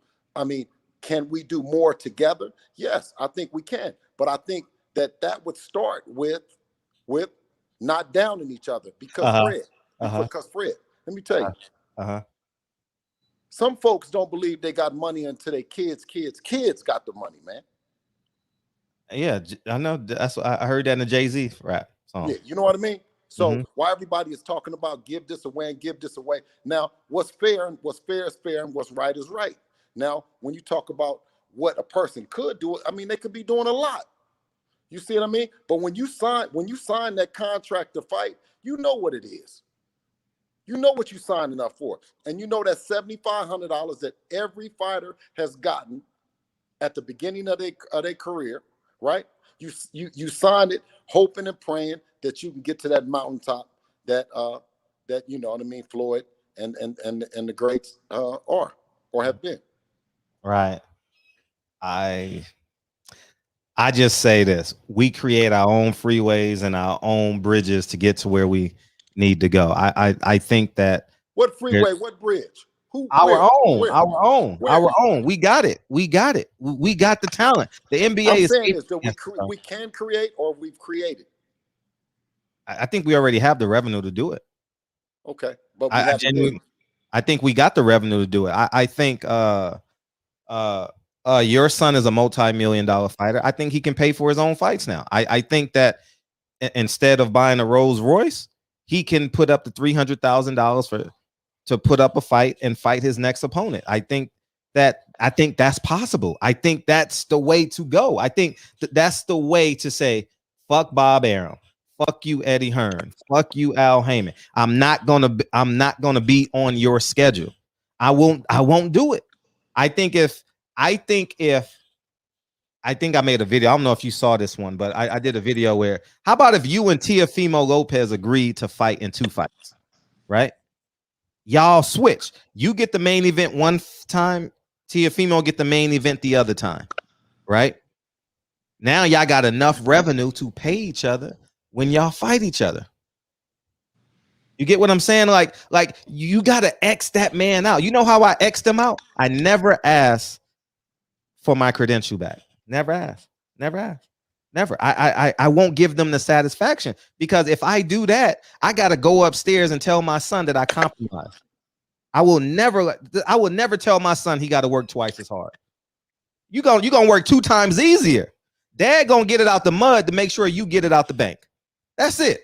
We ain't going left. Why would I tell my son to work twice as hard to get equal pay as the white man or his oppressor? Because it could be a Mexican man. It could be a black man being his oppressor. I don't believe in that. I think I go into the situation knowing what it is, right? I know that boxing is racist, right? So you know what I did? I didn't give a shit about my credential. Every person you've interviewed with ever in your life, probably in the last 3 years, I've helped one of their correspondents get into the fight. Guaranteed. Here, take my credential. Hey, Sam, give me a ticket. I need some tickets, Sam. Here, take these tickets. No lie. I swear before God, I never cared. Because around 2019, I said, you know what? I'm ready now. I don't need these motherfuckers no more. And I just said, fuck it. In 2018, 2019, I could tell by my response online that I had enough momentum to say, fuck it. I don't have to be spooked by the door anymore. I can really be the man that I want to be. And I said, fuck it. And I rolled it out as long as I could, and they kicked me out. And I said, take it. It's yours. You know, render unto Caesar what is his. And that's what I did, you know. And you want to take some B-Mins? Absolutely. Okay, let's go. Let's rock in. We got Boxing second, then we got Deacon. Let me get this off the screen. Thank you, E1K. Why not break bread though we win together? That's where I'm at with it. But everybody can't go. Nip say everybody can't go. And let me ask you this though. Yes, go ahead. So when Canelo said that he didn't want to fight any more Hispanics, why didn't everyone give him a hard time? Because same thing with that movie called American Skin. I mean, why didn't Hispanics give him a hard time? I'm glad you said that. Did you see American Skin, that movie? No, I didn't see it. Oh, damn, I can't give you that example. Well, there's a scene, I'm gonna give it to you anyway. There's a scene in American Skin where the whole movie's in English. The whole movie's in English, right? Mm-hmm. And there's one scene where the Mexican man is talking to the Mexican man, and it's in Spanish. And the reason why that scene was in Spanish, because it wasn't our concern. We don't need to worry about that. We need to make sure Floyd fights Shane Mosley, Zab Judah, Paul Williams, Andre Berto, and the list goes on. We got to make sure Floyd fights those guys. You know, he left a hand people. He bailed on Corey Spinks. You know, Kevin Cunningham said they signed a contract. Floyd didn't fight him. So, you know, it's so many different ways, man. What's up, Jordan? What's up, Jordan? Dad gonna get it out the mud so my son can get it out the bank. Pop that shit, Fred. You know what I'm saying? Yeah, that's what we all like that. I like that right there. Yeah, that's all we gonna do. What's up? What's going on, Big Fred? What's going on, OG? Hey, my good brother. How are you? Man. You see how we live? Yes, sir. You see how we living? Yes, sir. Now, I gotta say this, huh? How are you? I'm good, man. You know, it's all love on this end. We need a fight in the Bay Area, man. Damn Vegas, man. Absolutely, bro. Listen, absolutely. We making our way there. We making our way there. It might be this next fight, bro. We need it. It might be the next fight. We need that shit, man. Listen, Vegas ain't gonna rock with you how we rock with you. You know that. You know everybody from Oakland to Hayward to San Leandro to San Jose to Stockton to Pittsburgh to Antioch, man. Listen, Northern California in my heart, man. I breathe and bleed up north. You know what I'm saying? So man, I definitely feel you. I feel you with both hands. You hear me? Man, listen. Now, listen. I gotta say this though.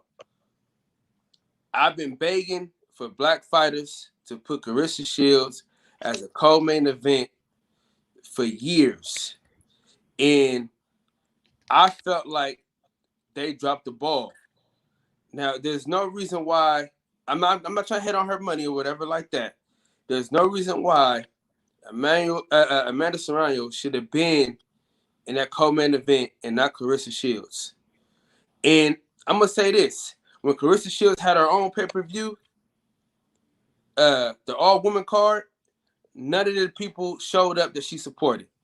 None of the black fighters came to the fight.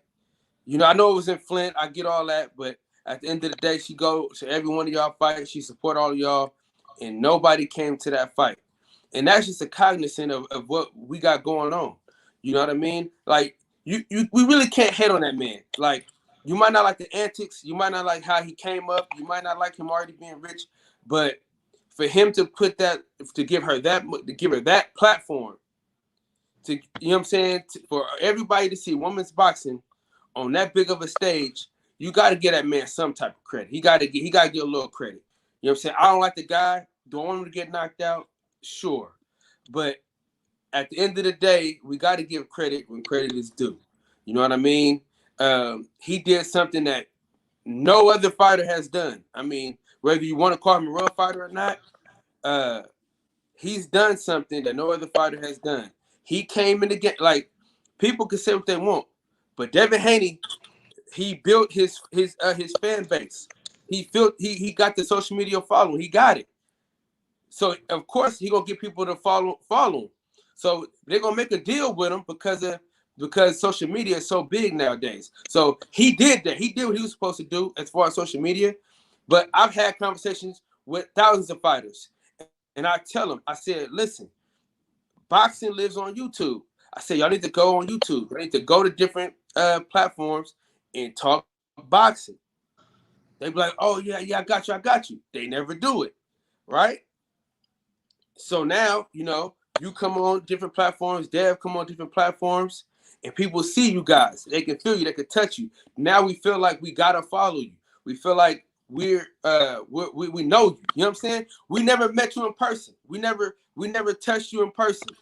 But we feel like we know you. You know what I'm saying? We feel like you are part of us. We feel like we family. You know what I'm saying? We never met you.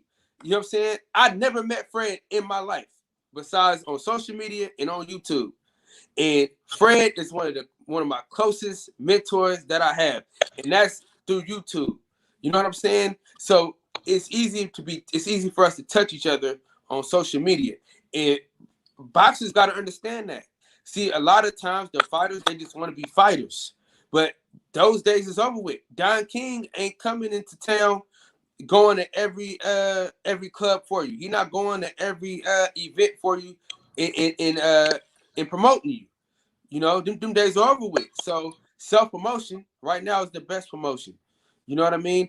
I'm gonna be honest with you. Devin Haney can fight 10 bums, and everybody in the barbershop, everybody in Oakland is going to buy it no matter what. No matter what. Somebody in the chat said that Carissa Shields has to fight a notable opponent, right? Amanda Serrano, who did she fight? Who is that girl that she fought? We don't know. We don't know, but people are still excited to see her as the co-main event. So I think the same should happen. You know what I mean? I feel like Dev right now, with him not being signed to anyone, I think this is the best time for him to go ahead and go get one of them scrubs from Mexico. You know, put on the show. You know, he got fighters. He got. I know he got two fighters that I know of for sure. Set the card up. You know what I'm saying? A 3-card fight. We all gonna support it. We all gonna go run to the arena to go watch it, no matter who he fight, because he's done the work, and the other black fighters got to put that work in. You know what I mean? You can't get mad at Jake Paul for already having 20 million people following him. You can't get mad at that.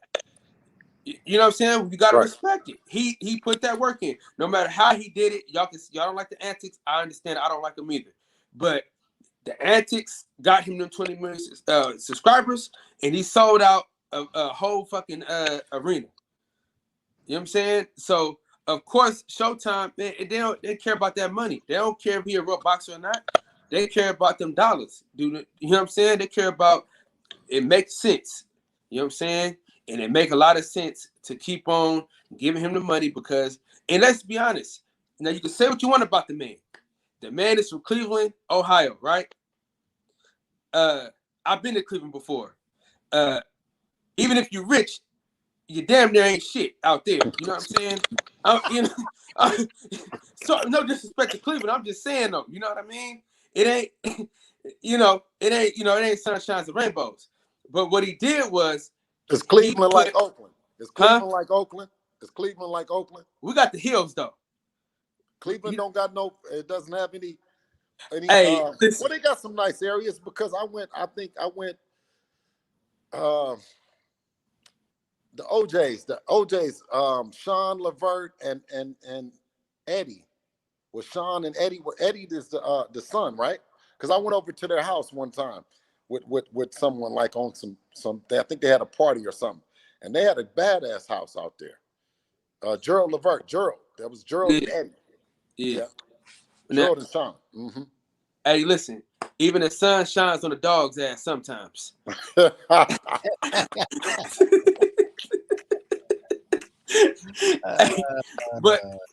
we gotta say this though. You don't like the guy, but he put Montana Love from Cleveland, Ohio. Mm-hmm. Charles Conwell, Cleveland, Ohio. Mm-hmm. I mean, he put them on the biggest platforms, giving the biggest paydays of their life. Now, listen, I already see me. I knew Montana Love already. I was trying to get him on my show before, so I already know him. I knew him already. Now everybody talking about him now. So I mean, you gotta respect it a little bit. You know what I mean? We just gotta respect it. You know what I'm saying? No matter if you like him or not. But we just need Dad, man. I don't give a damn who he fight. I'm be honest with you. He can fight two bums from Tijuana, and I'm going. You know what I'm saying? I'm being honest. He can fight two bums from Tijuana on the same night. And we going. Everybody in here going for sure. You know what I'm saying? So I appreciate you, good brother. I appreciate you, good brother. You know, just the opportunity. You know what I'm saying? I always look at it, and I'm so appreciative. You know, of you and everything that you're saying. You know, it's so surreal that my son is in a position that you can say the things that you've said about him, and you know. That's why I come back again to say about with Floyd and you know what he's did for the sport of boxing and how he's so you know it's underrated, so to speak. You know what's really being a hater to me is being inspired by somebody, right? And then you go to emulate it. You try to do the best to do it and all that. And then you come back and then you say, oh, I just imagined this shit. I just thought this shit up. Or I seen Sugar Ray. We didn't see Sugar Ray pull through the ghetto and nothing. You know what I'm saying? We know in Las Vegas, in the city of Las Vegas, Floyd is our guy. He's the inspiration. Now, if Dev had grew up in Oakland, like I did, the Steph Currys, you don't see him. You don't see them guys around nowhere. I think them guys live out elsewhere or whatever, but they're not there where you can touch them. So once again, Kyle, I'm not saying nothing against the Pauls. I don't want to talk about what the Pauls are doing. I think what they did is commendable. But I also don't want to, what I was talking to Fred, I didn't want to come on the show and I didn't want to be a part of downing the guys that haven't done that, haven't paid the $500,000 to Armando Serrano. We're moving as a people and it's coming.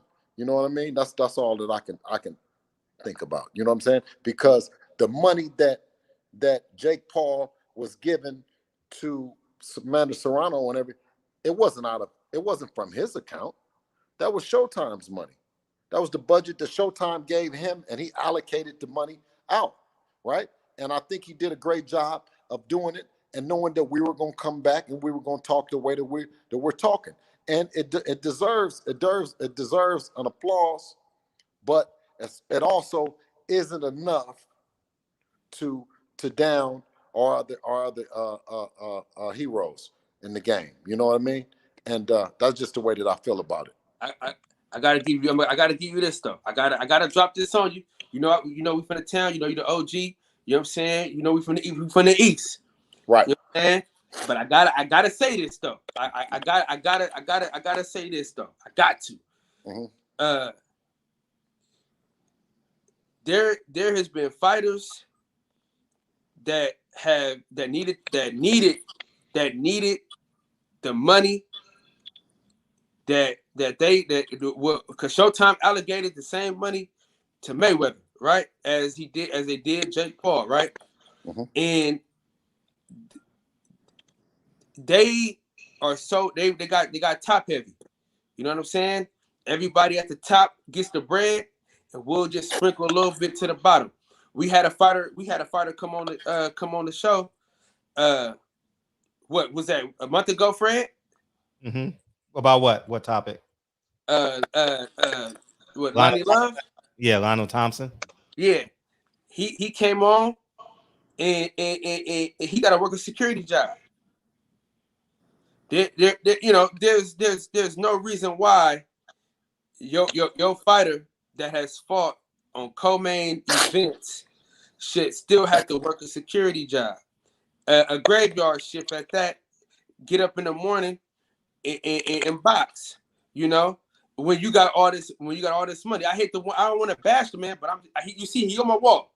You know what I'm saying? He on my wall. You see him. But at the same time, if you're gonna drop 50,000 on this and now you're gonna buy $18 million watches and you got $500 million chains on, none of your fighters, what they say back when Bush was in office, no child left behind. It should be no fighter left behind when you doing all this flash and all this talk. Oh, I got this, I'm doing this, I'm doing that. No, none of your fighters should have to work a security job. You feel what I'm saying? Especially when they taking L's on your account. Just like Adrian Bronner. You know, Adrian Bronner, he built up the PBC. If it had not been for Adrian Bronner, let's keep it real. Without Adrian Bronner, the PBC on the platform, it wouldn't be where it is because Floyd wasn't fighting like that. He was fighting on pay-per-view. They had Adrian Bronner fighting on free TV. So that built everybody up to go to free TV to watch Adrian Bronner. And for them, you know, to throw him to the Lions every chance they get. I mean, get that man a soft touch every now and again, man. Let that man beat up on somebody that ain't gonna punch him back. You know what I'm saying? Let him get somebody up out of there. You know? So my thing is, man, if you got all this bread, I think you need to share the wealth, man. You know what I mean? Maybe that's just humble Kyle talking. You know what I'm saying? Maybe that ain't, you know what I'm saying? Maybe that ain't, because a lot of us, this is what we do, man. We take the money and we like this with it. You know what I'm saying? We can man, do better, Kyle. We don't make it no mistake is that, of course, we always can do better. You know what I mean? We can always do better, as a people, right? But I don't think doing better is shitting on each other in spite of, and then celebrating, another race for what they're doing, and their plight is different than ours. You know what I mean? I mean, it's a lot of things. Not only we've experienced not only the financial warfare, psychological warfare, and emotional warfare. We were stripped of everything, my brother. So, in order for us to get back, or to get back to the kings and queens that we naturally are, we must work together. You know what I mean? And working together means at the first thing is being positive, being optimistic, you know what I mean, with each other, right? Instead of downing each other, right? And like I say, it's the sport of boxing. It's a tough business, and anybody in Devin's weight class, we're competitive. They can get it. You know what I'm saying? But do I take pride in the build-ups of the fights, and you know what I mean, everything that goes into it against someone that has the same complexion as me, that looks like he can be my nephew, right? Looks like he can be Devin's, you know what I mean, cousin or something like that. You know what I mean? It's work. You see what I'm saying? It's work. I mean, and when you go to work, you don't necessarily always enjoy your work, but you know that you got to go to work. It's things that you got to do. And coming back to East Oakland, you know what I mean, with my tail in between my legs was never part of it. You know what I'm saying? When we left the town to inspire other brothers from the town to grab their kids and grab their nieces and their nephews, the ones that are cast aside, the ones that can't get in, they can't get in the best schools, the ones that are natural fighters that are being misdescribed as problems. I wanted to inspire them guys, right? No different than what Floyd, when they said a 5th grade education, everybody talked about it. And I said, well, shit, man. You know what I'm saying? He did all that, and he had a 5th grade, 7th grade education. Well, shit, man. Well, what's our excuse? You know what I'm saying? So I look back and I'd say to other brothers just in Oakland, and I know I've inspired a lot of them because I see them now. That's for damn sure. That's for damn sure. Yeah, I see them now inside the business. You know what I'm saying? Ain't no excuse. Ain't no excuse that you can't go get one of them kids that you see that's rough, that what they describe as rough, taking to the gym, and 10 years old, 11 years old, spend the next 5 or 6 years grooming him, paying for his gym dues, his training, and all that other kind of stuff. You know what I'm saying? So, like I said, Floyd, to me, if somebody gave me something like that, I couldn't walk and have that same about myself. You know what I'm saying? And the same thing with Dev. Yeah, we could have went to Al Heyman, or we could have went to Floyd, or we could have, we could have. But then that same walk about yourself when you in Oakland, you know what I'm saying? That you really, you know what I mean, you really a man's man. You know what I'm saying? If you talk about Short, selling music out the trunk. You talk about 40, his own liquor. You know what I mean? Like, we have always been entrepreneurs. You know what I mean? That was our spirit. When you talk about the right to bear arms in the 60s and represent, we've always pioneered and got out there, man. So I don't want it to be, I don't want Floyd to get on there and say, I did a lot for Bill and I did a lot. No, brother. You know what I'm saying? You did enough by doing just what you're doing. Keep doing it. If you can buy with a 5, 6, 7th grade education, if you can go in and buy $18 million watch, then you've showed us that we can too. I feel you. I feel you. The only thing I'm saying though, this is all I'm saying. Mm-hmm. When people are hungry, I see y'all feed them. You know what I'm saying? When I see y'all every holiday, y'all feeding them. Y'all feeding the people. You know what I'm saying? All I'm saying is y'all more fortunate, right? and y'all feed the less fortunate. Floyd is more fortunate. His fighters are less fortunate. Stop being greedy. Feed to the needy. That's all. That's all I'm saying. You know what I'm saying? Because y'all prime example of it. Y'all prime example of it. Y'all go everywhere. Everywhere y'all go, y'all handing out food. Blessings. You know what I'm saying? Y'all ain't. I mean, I'm not trying to count about your pockets, but I'm saying, well, if we talking about Floyd money, you know what I'm saying? Y'all been doing that since Showbox. Right. Y'all And you been know doing what that though, since brother? Showbox. And you know what though? And we get so much out of anybody that doesn't receive by giving, then it ain't in them. You know what I mean? They need to talk to the higher power or whatever they believe in, and seek that, because it's so much love, self-love, and giving. You know what I mean? So just for us to be in that position, right? And we've seen that. That's what you grow up seeing. You know what I mean? You grow up seeing, once again, guys with the big money, they giving away, and you're like, man, look how he just, he's giving. You know what I'm saying? So I mean, I don't want to say count Floyd's pockets, or I don't want to say what he's given financially, right? Because he's given so much to the game, man. He's given and he's inspired so many people, that's it. All right, Kyle, get out of here, man. I was just saying, hey, man, listen, man, it's always inspiring, man, to see you every time you come on, man. We appreciate you for sliding through, like always, man. We behind you 100%. You know what I'm saying? From the Bay to LA to Las Vegas, man. We Raiders out here. I'm not a Raider fan, but we Raiders though. You know what I'm saying? Absolutely, King. For sure.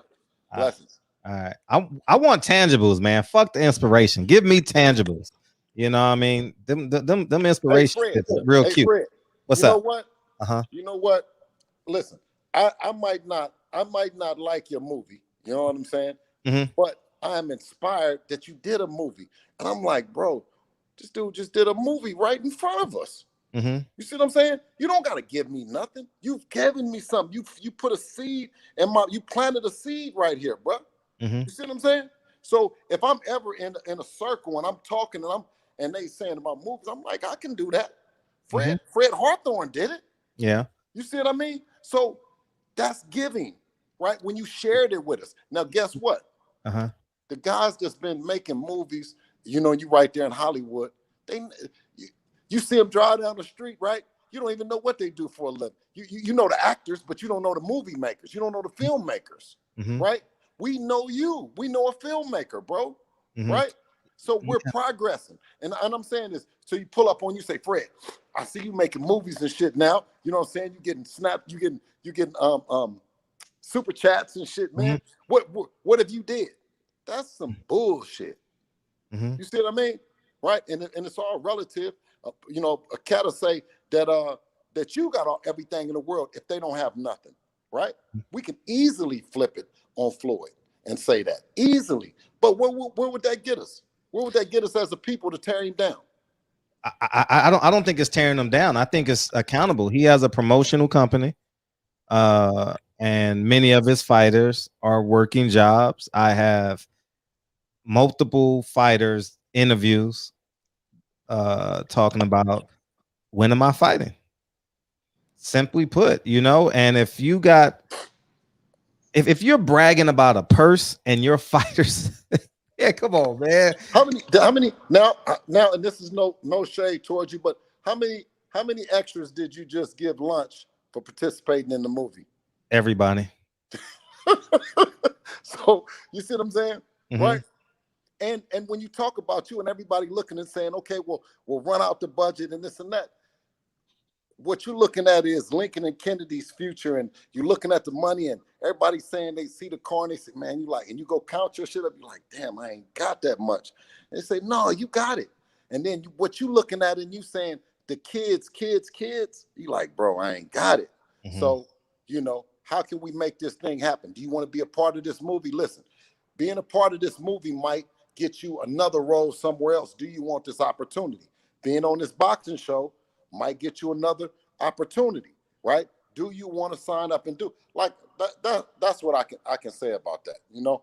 But best to believe, you know, I'm going to argue for as much money as I can get too, though, for Dev. You know what I'm saying? So at the end, it is prize fighting, and it comes down to the money, you see.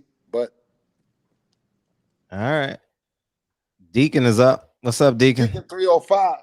Yes, sir. Too blessed to be stressed and highly favored. Too anointed to be disappointed. What's good? Hey, man. Glad to see you, brothers. Let me do a little house cleaning first before I get started, man. I want to give a shout out to our brother DB, man. Yeah, hopefully DB sick. DB got DB sick. Yeah.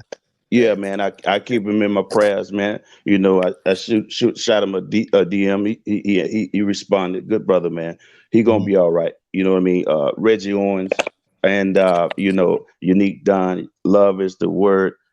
Reese Joe, who is on her grind, bro. You know what I mean? Gotta give a shout out to her. You know what I'm saying? And I want to talk about Jake Paul. Okay. We're not hating on this on that cat, not at all. And I get your point, Bill. I get your point, and Fred, I get your point. You know, both of you guys are making valid points, and when you both are making valid points, and when they're colliding to the audience, it seems that we can't come to the proper agreement, which we're both agreeing. You know what I'm saying? We're both making sense. But at the same time, we got to make sense to people who don't understand when they're hearing two men, not boys, two men making good points, right? Then they get confused and they want to side with one over the other when what Brother Bill is saying, no, we're family out here. We Black people that come from the same struggle, right? So when we looked at those two people fighting in that ring last night, most of us that look like us was rooting for that brother, right? Jake Paul, to me, is a new age, a new version of Butterbean. He's the new Butterbean. You get what I'm saying? Point blank, period. Just making a little more money than Butterbean. Butterbean had serious knockout power. You know what I'm saying? Regardless of how he looked it, and he had an audience. Hell, I liked watching him fight. You know what I'm saying? Because he posed a threat for 4 rounds. You know what I mean? And my thing is this. I was very upset because you brought Tyrone Woodley in that fight to lose. He was to be a stepping stone. They thought that he was old and washed up, and he was telling them, it's not that, right? You got the referee looking at Woodley all night long, warning him. Jake Paul stiff arming, holding behind it. He doing everything in the book, and the man acting like he don't see nothing. Woodley knocks him down because anytime you get knocked into the ropes, that's a knockdown. He acted like he didn't even see that. No standing 8 count or nothing. He was brought there to lose. The man, whether I don't know about this, but you know, it could be true. Woodley felt like the man was on PEDs. I don't feel like it's far from the truth. He was brought there to lose. And this man came to fight a real fight. He should have been given a fair opportunity. And here it is, white privilege, yes, because he said it out of his mouth. He said, what judge gave Woodley on the scorecards a win over me in my city? What? He really said that out of his mouth. So he was brought there to lose. You saying that ain't no way in hell a judge supposed to gave him a scorecard over you in your city? See, this is what, and when let me tell you, I think they need to run it back and be fair about it, and it should be on neutral grounds. It should not be in no one city. Go to neutral grounds where no one have claim. Run it back like that. And I'm not finna brag about him giving away no $1 million to nobody. my kin folks right here, Mr. Haney, Fred, you too. People don't know what y'all do behind the scenes. People don't know what Floyd Mayweather do behind the scenes, taking care of people. Y'all don't have to come out on the screen and brag about it because that's not why y'all do it. So when people don't see you do it and they don't know you do it, they say you ain't doing it. They say you ain't doing it. They say you ain't shit. And listen, we got to speak the truth here. And I'm going to tell you just like this here, because I've been standing beside other grown men that disgusted me, that I never thought that would disgust me. They see a brother coming through in a Bentley that we done grew up with or whatever.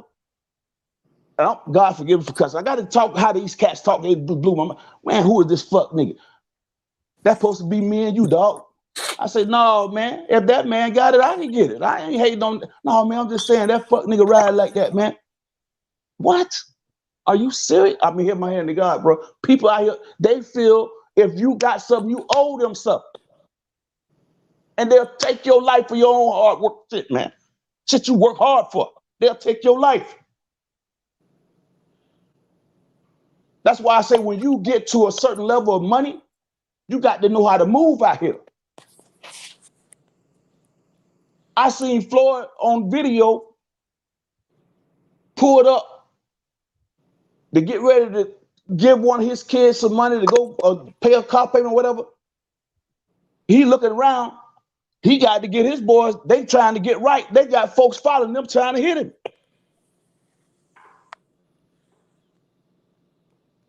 Now, we love this man. He's an inspiration, but they want to kill him and take. He don't owe them nothing, but they feel like he got it, and they don't have it.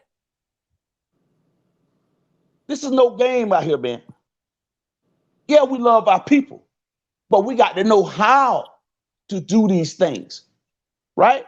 Let me tell you something, man. To your point, Bill, I bought a car, a 1975 Chevy convertible. It looked like it had been up under the ocean for about 10, 20 years. Man say, man, I don't want to say no shit like this, man. You know what I'm saying? Man, go, look, we got a fresh car over here. We can sell you, bro. I said, no, man, I see something in that car, man. He said, man, it's your money. Do what you want to do. I gave the man an extra $500 for the car. He said, you ain't got, I said, no, that's not bad. I see something in the car. Man, listen, I spent about $50,000 in the car. I was supposed to be in the battle of the Chevys in Miami. I was going to win it. I had blue on blue, brand new convertible blue top, a candy blue yam on the body, blue guts, a Victor wooden steering wheel. Back then, you take the steering wheel off and you walk off with the steering wheel in your hand. Triple gold D's and lows with the Flowmasters. The engine's sick. I got knocked off. The crime had nothing to do with me, but the police came and got me. I had to deal with it. It was other people, but I couldn't tell on them. Because what I'm gonna tell on them for? They came to get me. I knew I ain't had nothing. I was about to lose my mind because I knew I ain't had nothing to do with the shit. My bond was $125,000. I bonded out in 3 days. The cops came around my house. Me and my family had to get on I got my wife and the kids on the floor. They got flashlights and assault rifles. I can hear them how this nigga bond out of jail. With assault rifles walking around my house. We thinking they finna shoot the crib up.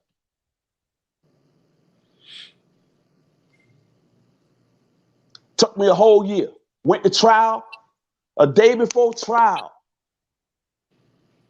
No, I'm sorry. A couple days before trial. I had a public pretender. Went into court. I said, Your Honor, I cannot move forward with this lawyer. He said, why? I said, for one, Your Honor, this man done walked into court with a suit looked like he done found it. He didn't take the time to even iron his suit. He's got matter, boogers in his eyes. He looks scared than I am, and he gonna represent me for my life?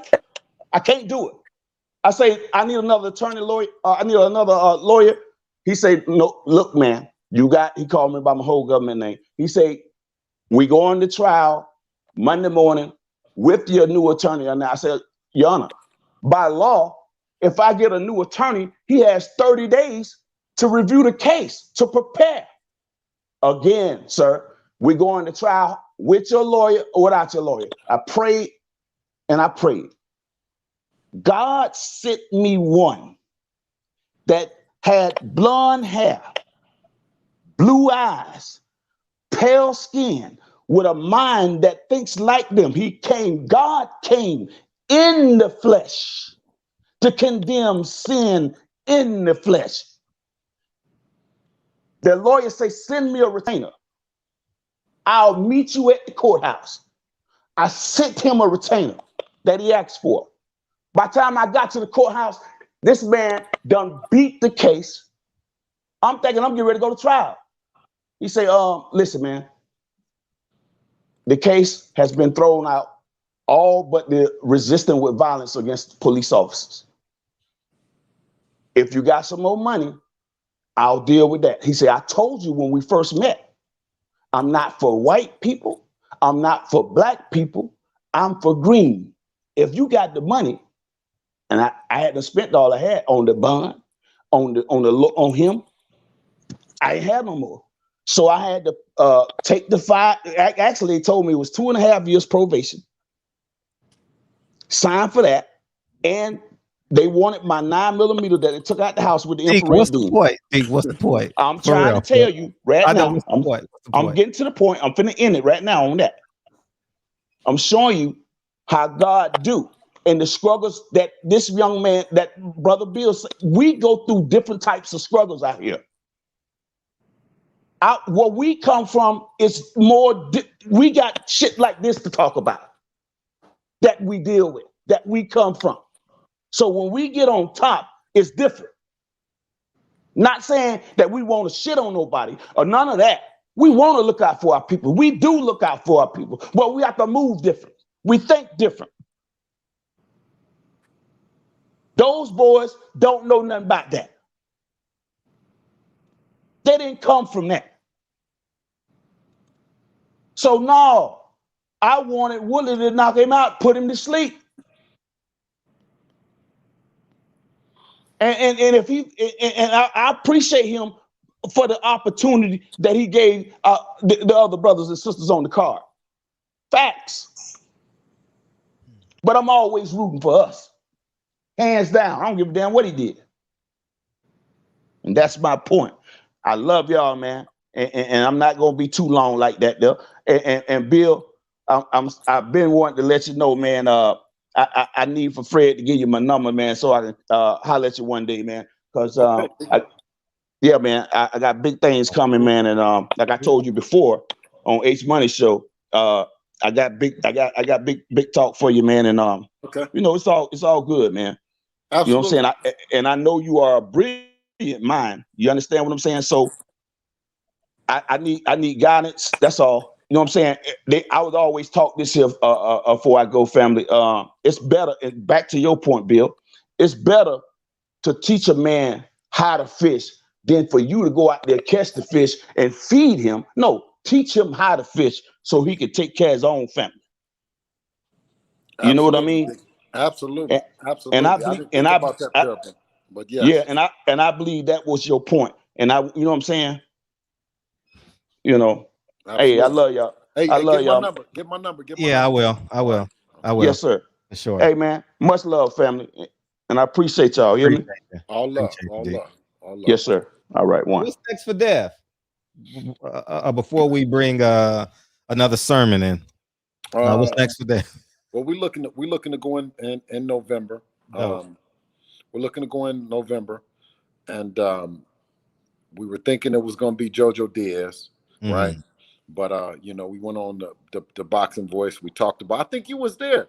Wasn't you there when we talked? When me and JoJo? When JoJo came on, for a high set, he was at Dave and Buster's.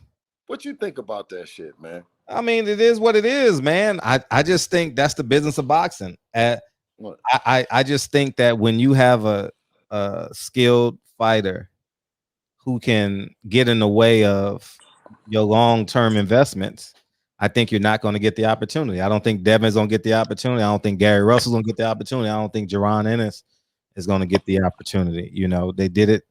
They're going to do the same thing. But you talking about, see, it would be like talking about the opportunity. We were giving him the opportunity, Jojo Diaz, the opportunity to fight Devin, not Devin getting the opportunity to fight Jojo Diaz. Last I checked, Devin was the one that was checking it like the roof is on fire, not Jojo Diaz. You know what I'm saying? So we're not going to be around here hanging our head. You know, he said that he was going to knock Devin out. He spoke about Devin first. You know what I mean? The Teofimo Lopez cat spoke about Devin first. You know, the Ryan Garcia cat, he spoke about him first, right? You know, other than that, you know, let's get back to the Devin Haney show in December. You know, it'll be next. You know, whoever we come up with, you know, that's going to be the best opponent that we can get because we done called out everybody's favorite fighter. You know, we're available for the mandatory, right? So, but as of now, I don't have any news. I don't have a fighter. I just have a date. I just have a date. Well, if Floyd would give you some of that inspiration, you know, you got Rolly, you got Tank, you got who else you got? I don't know. You know, it's I mean, when you those as good, are the when two you as fighters. good as Devin, when you as good as Devin, and you're able to kill all the narratives, right? To kill all the narratives that sides of the streets and promoters and all these other things, right? Then you get a chance to see who's really with it. But one thing I know about Devin is Devin was birthed from boxing royalty, right? You know, not only does he come from good stock, you know, in the Haneys, right? But he also has been raised and groomed to be the fighter that he is, and it's boxing royalty. And you know, we're not scared of nobody, right? We built for this. Yeah, but the business of boxing don't see it that way. The business of boxing are not humanitarians. The business of boxing is about the bottom line. If I have this Mexican fighter, why would I put him against a black fighter when I got these 3 Mexican opponents and I can build him up in LA? Well, that's not the same. That's not the same way when you look at it and you say for Tank, right? You say that the Mexican opponents have been built and groomed for Tank then, in that sense. And the whole, I think me and you talked about it, the whole LA thing and how they built that. I mean, it's built for Tank to step in and handle his business. So, you know, it's just a matter of Devin being the youngest world champion in boxing and being 22 years old. And you tell me when, you know, when you saw a 22-year-old make millions of dollars and drive around in a Rolls Royce and do all that shit, when is the last 22-year-old you seen do it? If it's not a basketball player, I haven't seen it. You know. No, I'm talking. I'm talking about boxing. When is the last time? No, that's what I'm saying. If it's not basketball, I haven't seen it. Okay. You know, you don't see that too often. You don't see it too often. So I mean, so who's actually waiting on who? You know what I mean? We don't go to the bank and then they say, well, you know, we got to wait till Jojo Diaz pull up. Yeah. You know what I mean? So, and I mean, you know, it's just, but the thing is, the fact is that he got on the live with you there. And I'm glad that you was there. And I'm glad that we're talking about it. What did he say? I mean, you know what I mean? Yeah, he said he wanted to fight. Okay. But he's not in control of his career.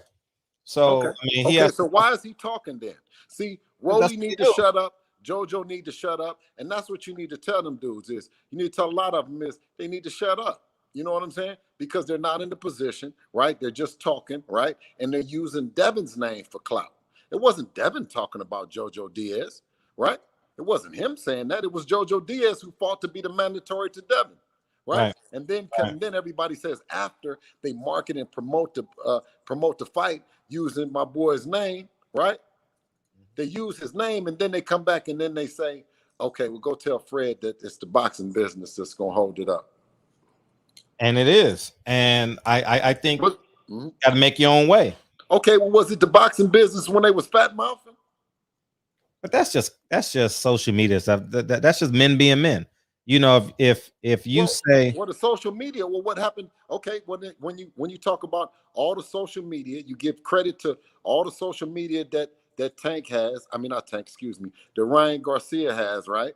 The following and all the other stuff, the social media. So, but then you say that his name is big enough in the social media to promote a fight, but it's not big enough to actually have a fight. Right? You can use the name to say, okay, this is going to be, come watch us get out, come watch the fight, right? What you're about to witness is you're going to witness two fighters that are going to be fighting to become the mandatory to Devin Haney. Oh, sure, I'm going to watch that. Yeah, right. I agree with the premise. I agree with it, but they want to use whatever they can to make their business plan work. So if I got to fight for a mandatory, I will fight for the mandatory position. But I will not fight that fighter because I will lose this fighter for 3 fights because it will prove that this fighter is not as good as I'm promoting him to be. So that's why I believe that fighters got to make their own way. For example, even if you're not fighting, I think fighters should create revenue with their own promotional company. Who wouldn't want to fight Friday night on a Devin Haney promoted card in Las Vegas, and Devin Haney's fighting Saturday? I would think everyone in Vegas would, right, for the most part. So I think but what I don't want to do is we don't need no help. I don't want to spread it around that, you know what I mean? Oh, poor Devin Haney. No, Devin Haney. No, ain't no poor Devin Haney. No, it's not none of that kind Devin of stuff. Haney. You know what I'm saying? And if those guys, when you talk about the biggest fights happening, right? It's traditionally it's a black fighter that's involved in the fight. Right? In the business of boxing, a black against a Puerto Rican, against a Mexican, against a white. It's a black fighter that's involved in the fight, right? When you talk about Devin and you talk about them avoiding Devin and not wanting to fight Devin, it's not because he's chinny or it's not because that he doesn't have any power. They don't want to fight him because he's good. Because if he was chinny and he didn't have any power and then they would rape him in front of God and everybody. I just think that we're being too complicit. Fuck JoJo Diaz. We didn't say, but we didn't say nothing about JoJo Diaz till he started fat mouthing. I'm saying, Romero, listen, Rolly Romero, right? He started fat mouthing, right? Teofimo Lopez, he started fat mouthing. We didn't say nothing about them guys, right? And that's what Devin says always. He says they say everything but fight now, right? We had to take the next out of it. We say now, right? We don't say 3 to 5 years. We say fight now. Just say something when you're ready to fight, right? Don't say nothing when you got to go talk. When you got to go talk to Al, or when you got to go talk to Bob or whatever. See, and that's the thing, as being a 22-year-old boss, you got to deal with other bosses. See, Jorge Linares could tell Golden Boy that he wants that fight, right? Gamboa can tell him that he wants that fight. See, these other guys are they're young and they're inexperienced in the sense of doing business, and maybe they don't have a father in their life to tell them that it's a violation of the Muhammad Ali Act in the sense of not providing an opportunity for them, right? If a promoter is keeping them away from providing for their family, it's a violation of the Muhammad Ali Act. No promoter can hold you and stop you from going across the street and getting a bigger paycheck. They can't do it. Right. That's a violation. You can't, because I didn't sign the paper. Now, if I got the promoter works for you, not the other way around. I couldn't agree with you. That's the logical approach, but the realistic approach is Bob Arum has a business plan, and his business plan is to take this Mexican fighter as far as he can until he has to fight the elite black fighter. Okay, he's doing it with Oscar Valdez. He's making Jamel Herring, whatever his name is, making Herring fight Shakur Stevenson. Right. Al Heyman did it with. He had 3 126-pound fighters fight and didn't include the fourth fighter, that being Gary Russell. It's the business model of boxing. That's why I say I don't care. You could plug in any great or potentially great, highly skilled fighter. They will do it to you all 95% of the time. They will.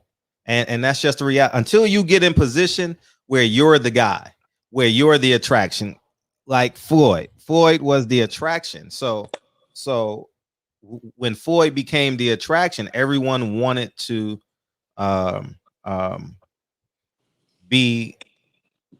do whatever it took to get to the Floyd fight.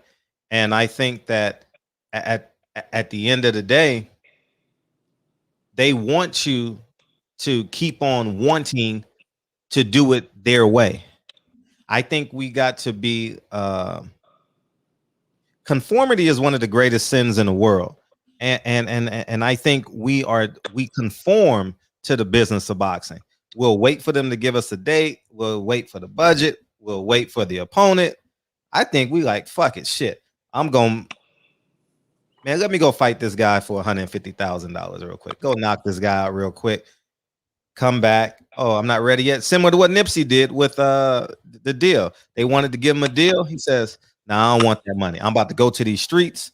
I'm about to go create this Proud to Pay campaign where he had 10,000 people. 10,000 people spend $100 on an album. Jay-Z bought $10,000 worth of copies and stuff like that.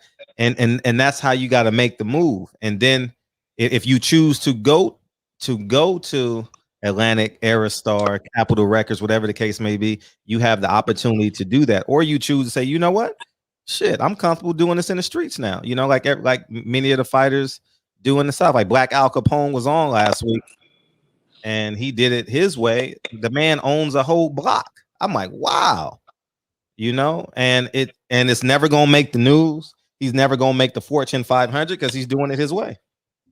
And I think we want to get the acceptance because we want to be on the Forbes 500 list. We want to be on their pound for pound list. We want their belts.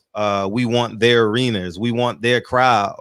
We want to be accepted by them. I think it should have started with Floyd. I think Floyd should have said, you know what? Pacquiao, you want to fight me? Here's how we gonna do it. We ain't going through Al Heyman. We ain't going through Bob Arum. You going through Floyd Mayweather, and Floyd Mayweather only. I'm gonna put up the money for the fight. Or we can partner up with Showtime, but I'm not putting Showtime in charge of this deal. And guess what? We gonna do it through a streaming service. They would have got the same amount of pay-per-views, 4 million pay-per-view. I think that's the play. Because in my heart of hearts, what I ultimately believe will happen, and feel free to interject when you want to. Mm-hmm. Gary Russell is the example for that now. If Devin Haney doesn't become a superstar by 27, 28, he's going to be Gary Russell. And then it's going to be Jaron Ennis. And then it's going to be that Tiger, the kid that just won the medal. It just keeps going. It's going to be Shakur Stevenson next. It's just going to keep going and keep going. And then they're going to be playing, why I can't fight nobody? Why I can't fight nobody? Shit, I think Shakur fight Devin. But it doesn't go that way because we think like we think we got to go through the rankings. We think, nah, you just pay. If you sign to a promoter, you give him his cut and he's happy. That's what I think.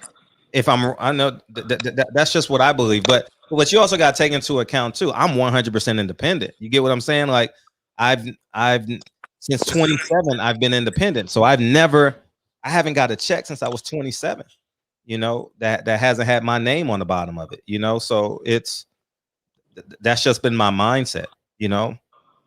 The only thing that I want or that I wish for is that Devin becomes a great parent and father to his kids, and they respect him. You know what I mean? A lot for all the hard work and all the miles and all that stuff that he didn't put in. Because you know, when you talk about what we need, you know, one house, one woman, one car, one. You know what I mean? What you need, what you want, and what's appealing to the masses is something that's entirely different. He's been blessed, right? And he's gifted, you know what I mean? So to say that if this doesn't happen or that doesn't happen, that's just not the way that we look at it. You know, if it doesn't happen by 27, if what doesn't happen by, because the shit happened at 22. He was the youngest world champion at 20 since Mike Tyson. And you know what I mean? And what happened? I mean, you know what I'm saying? What happened? What was it celebrated? Right? You know what I mean? He was a millionaire before he was 21. So so what happened? Was he celebrated? So I mean, you know, the applause of the people, although we would like it, you know what I mean? If we don't get it, you know what I'm saying? Then I won't cry about it. You know what I'm saying? Right? Champion Heart, you ready? Champion Heart probably in the kitchen or something. But I like, for example, now you have to figure out who is Devin going to fight. Like Teofimo's locked up for a year. Rolly and Tank are with Floyd Mayweather. I don't know how that's going. Ryan Garcia is with Golden Boy. If you're not getting JoJo, you're not gonna get Ryan. You know, Champion Heart is back. So like it leaves you with, you got to fight an expiring champion. You get what I'm saying? What's up, Champion Heart? What's up, the great Bill Haney? How you doing, brother? How you doing, brother? I can just kick back now. I can let you take over from here, champion. You know what I'm saying? How you doing, brother? I'm good. I'm good, man. I'm glad we got a chance to chop it up at the event that Black Fight Fan put together. Yes, sir. Yes, sir. Yeah, that was definitely on point. No, that was there. No, that was a nice event that he put together over there in Dallas, man. Most definitely, man. I wanted to ask you a question real quick. You remember Black Wall Street? Yes. Okay, exactly. So piggybacking off of what Fred is saying, I believe that we could build our own Black utopia within this system. I don't know if you're familiar with Tariq Nasheed, but just on a grassroots deal, he was able to raise $1 million just on the grassroots, just getting in 30 days. In 30 days, just getting enough people, you know, to think the way he was thinking and understand that what he was doing was important enough for us to support. And he was able to do that, you know. And it's the same thing. When Kyle was on, Kyle was there. He got an Olympic fighter, one of the Olympic fighters, on his show.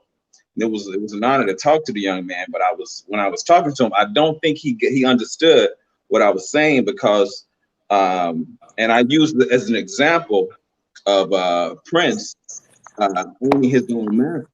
And I was saying to the young man, you know, that he should consider being independent, as opposed to doing it the old-fashioned way with these cricket promoters and signing with Top Rank, when he was on a new media platform that has grown expeditiously. You know what I'm saying? This is the type of way, I think this is a new media, and a lot of boxers, I think, should follow the blueprint. We talk about Jake Paul and the antics and all that stuff, you know, but look at what they were able to build just off of YouTube You know what I'm saying? To be able to do what they're doing. And I think that's a blueprint that fighters should pay attention to, you know, and follow. You understand what I'm saying? Oh no, absolutely, champion.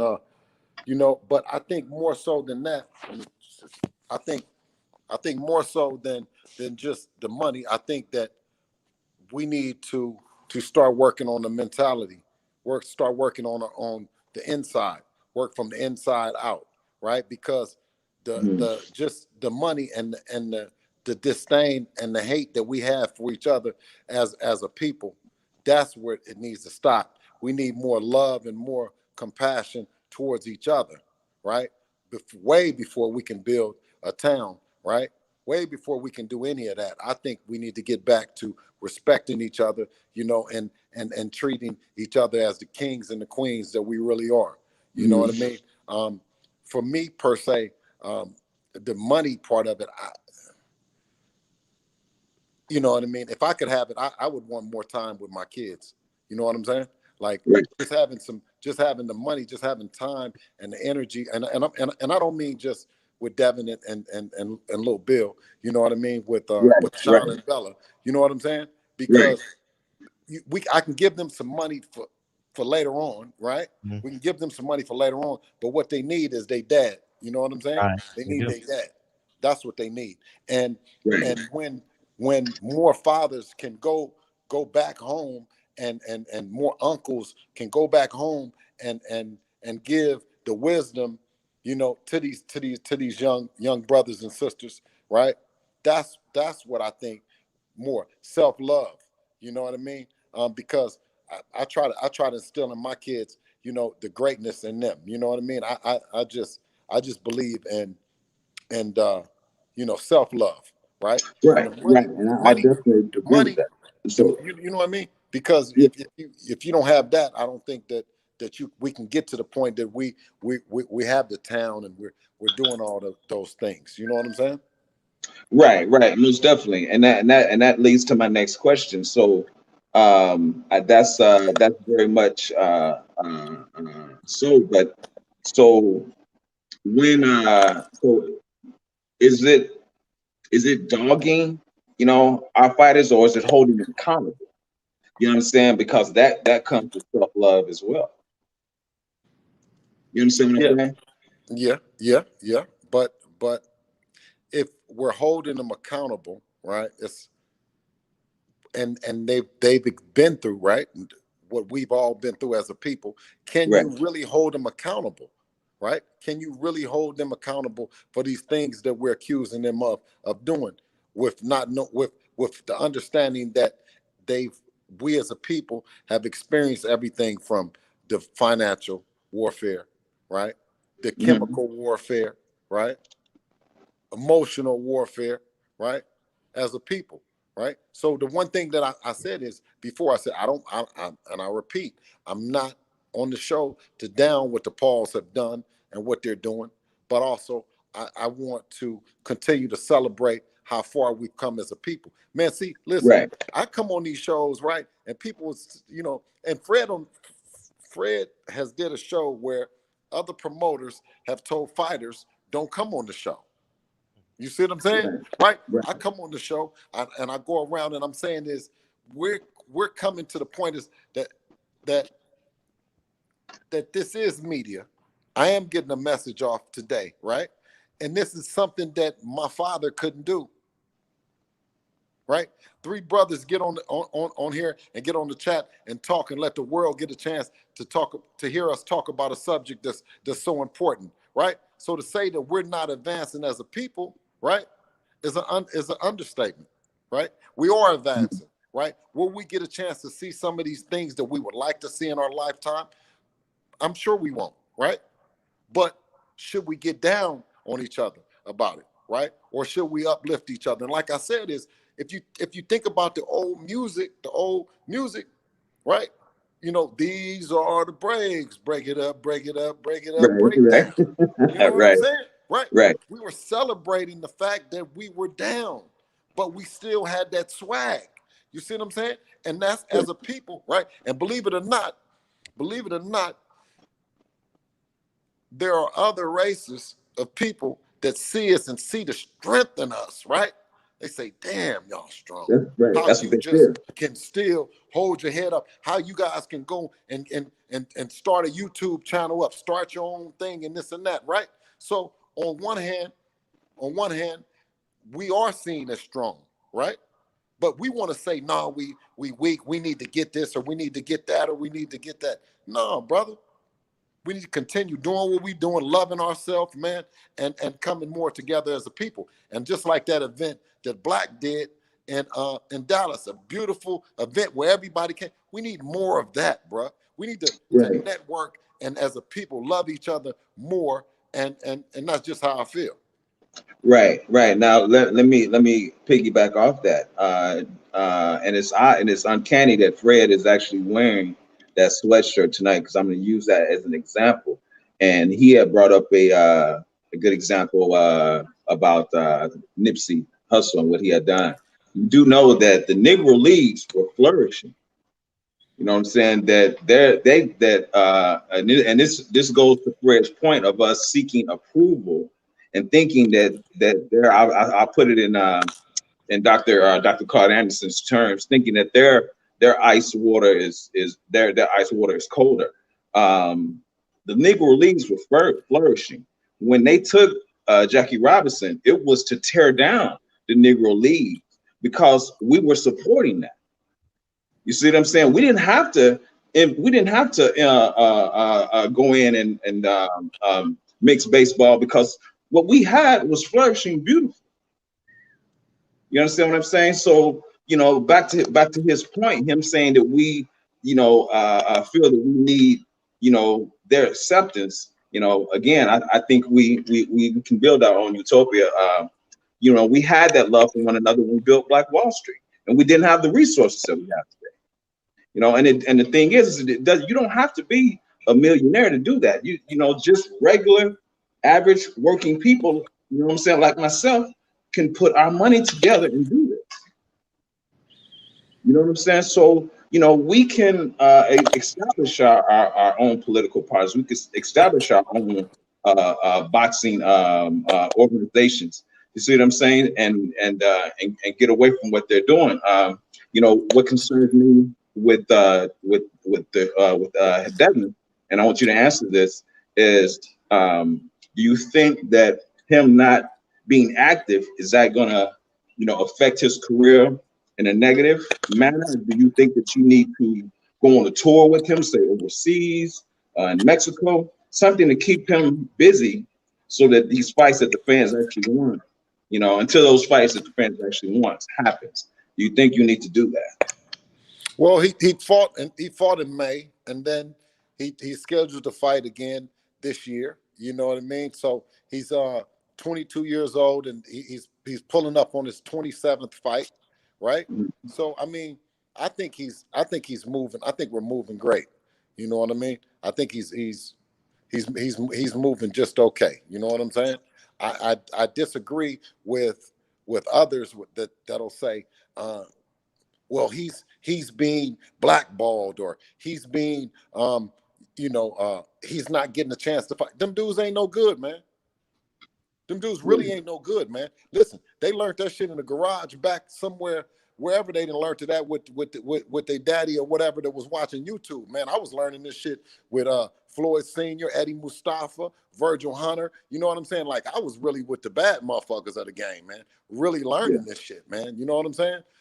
Being astute about it, So we don't look at them like that. And in boxing, anything is possible. So I always, say that the fighters, it's good things about them. They're good fighters, but it's something special about Dev. It's the way we approach the game, the way that I didn't chase behind the Floyd Mayweathers of the world.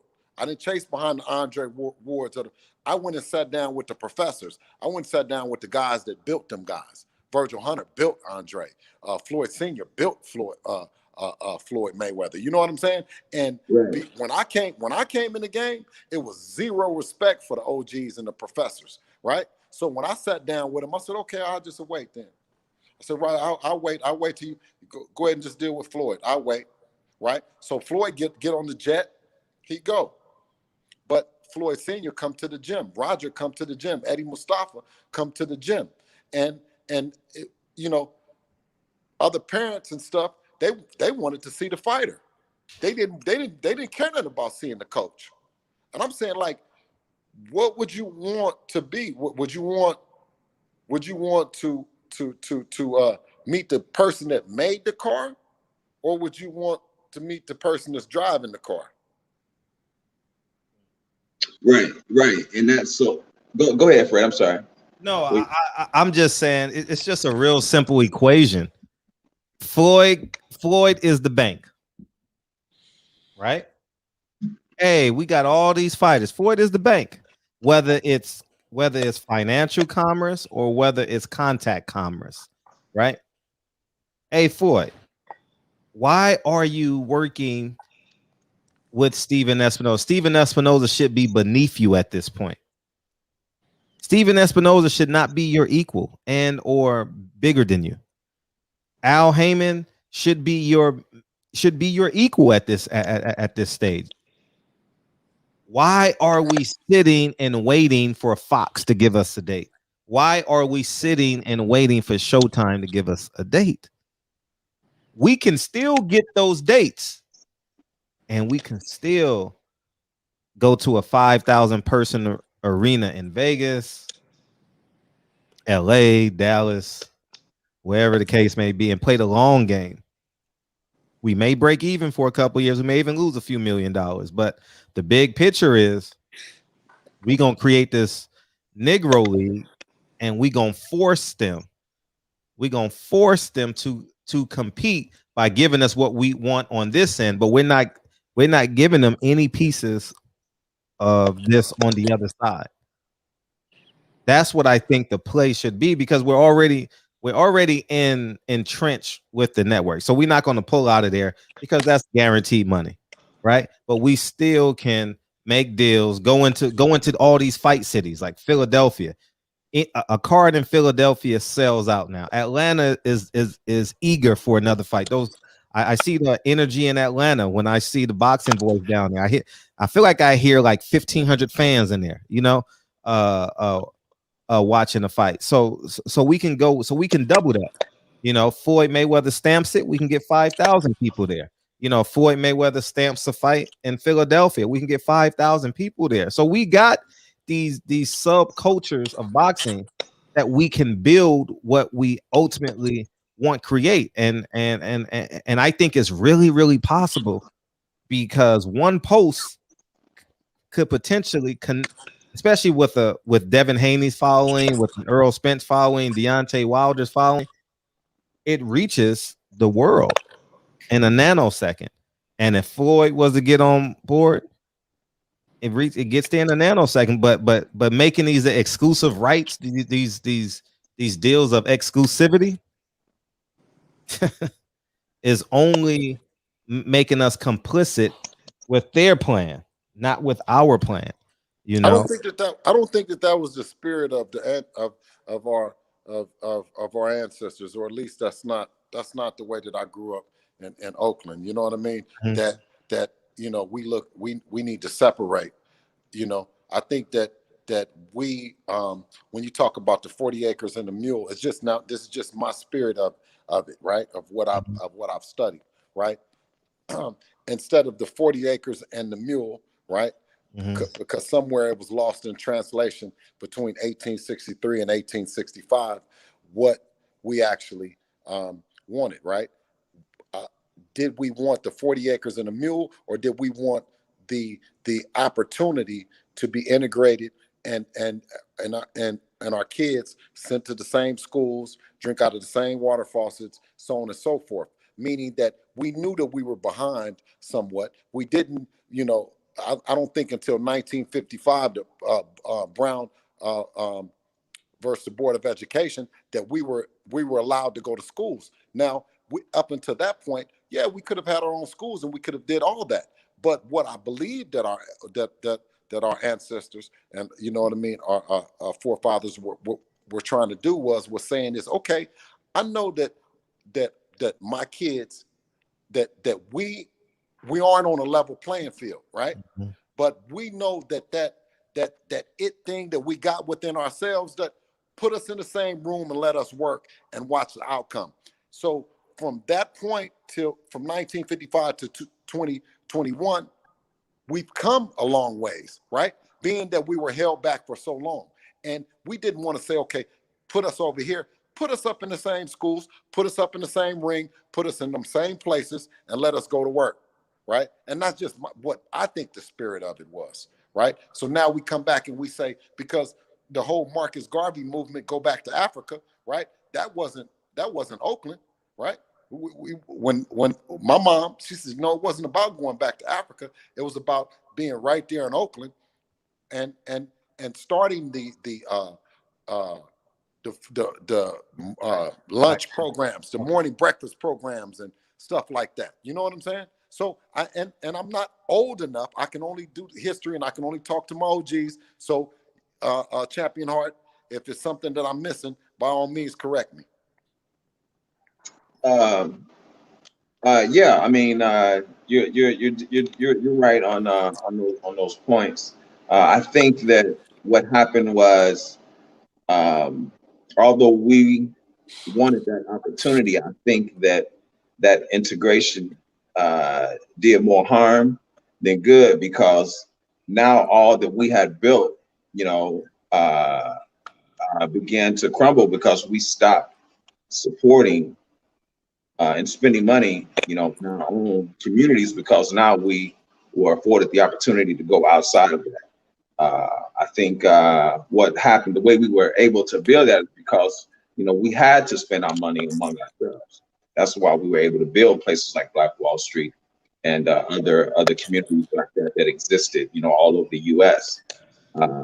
And I think that we need to get back to that in a lot of ways.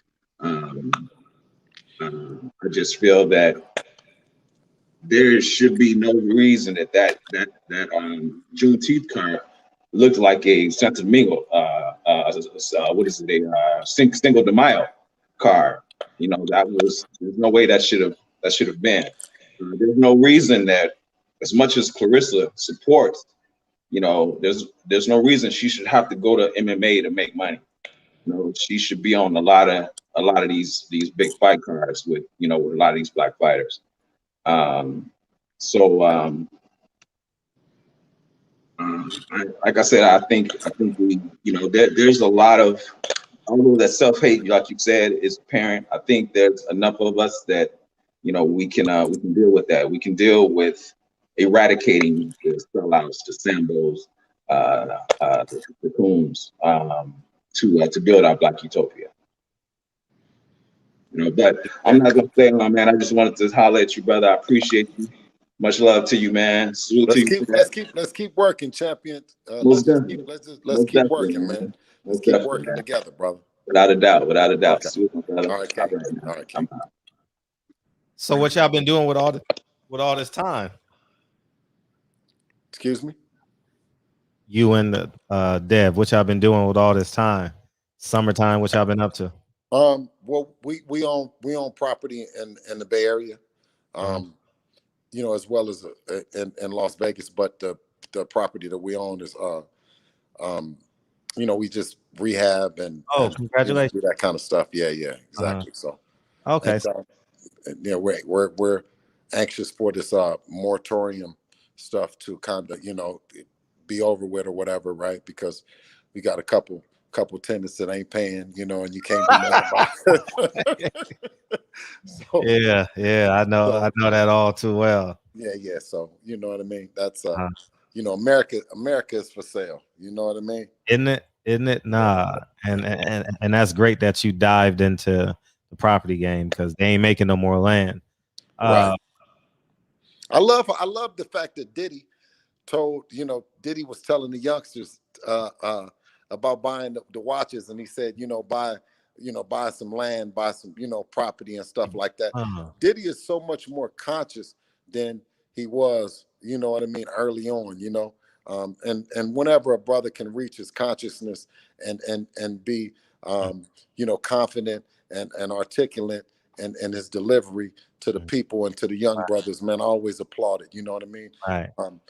Because we all have did ignorant things and you know what I mean, been ignorant at some point in time. So once a man, is showing growth, you know what I mean, and being positive and trying to be an inspiration to our people, you know what I mean, I can't do anything but celebrate that. No, that's and that's important. I'm glad.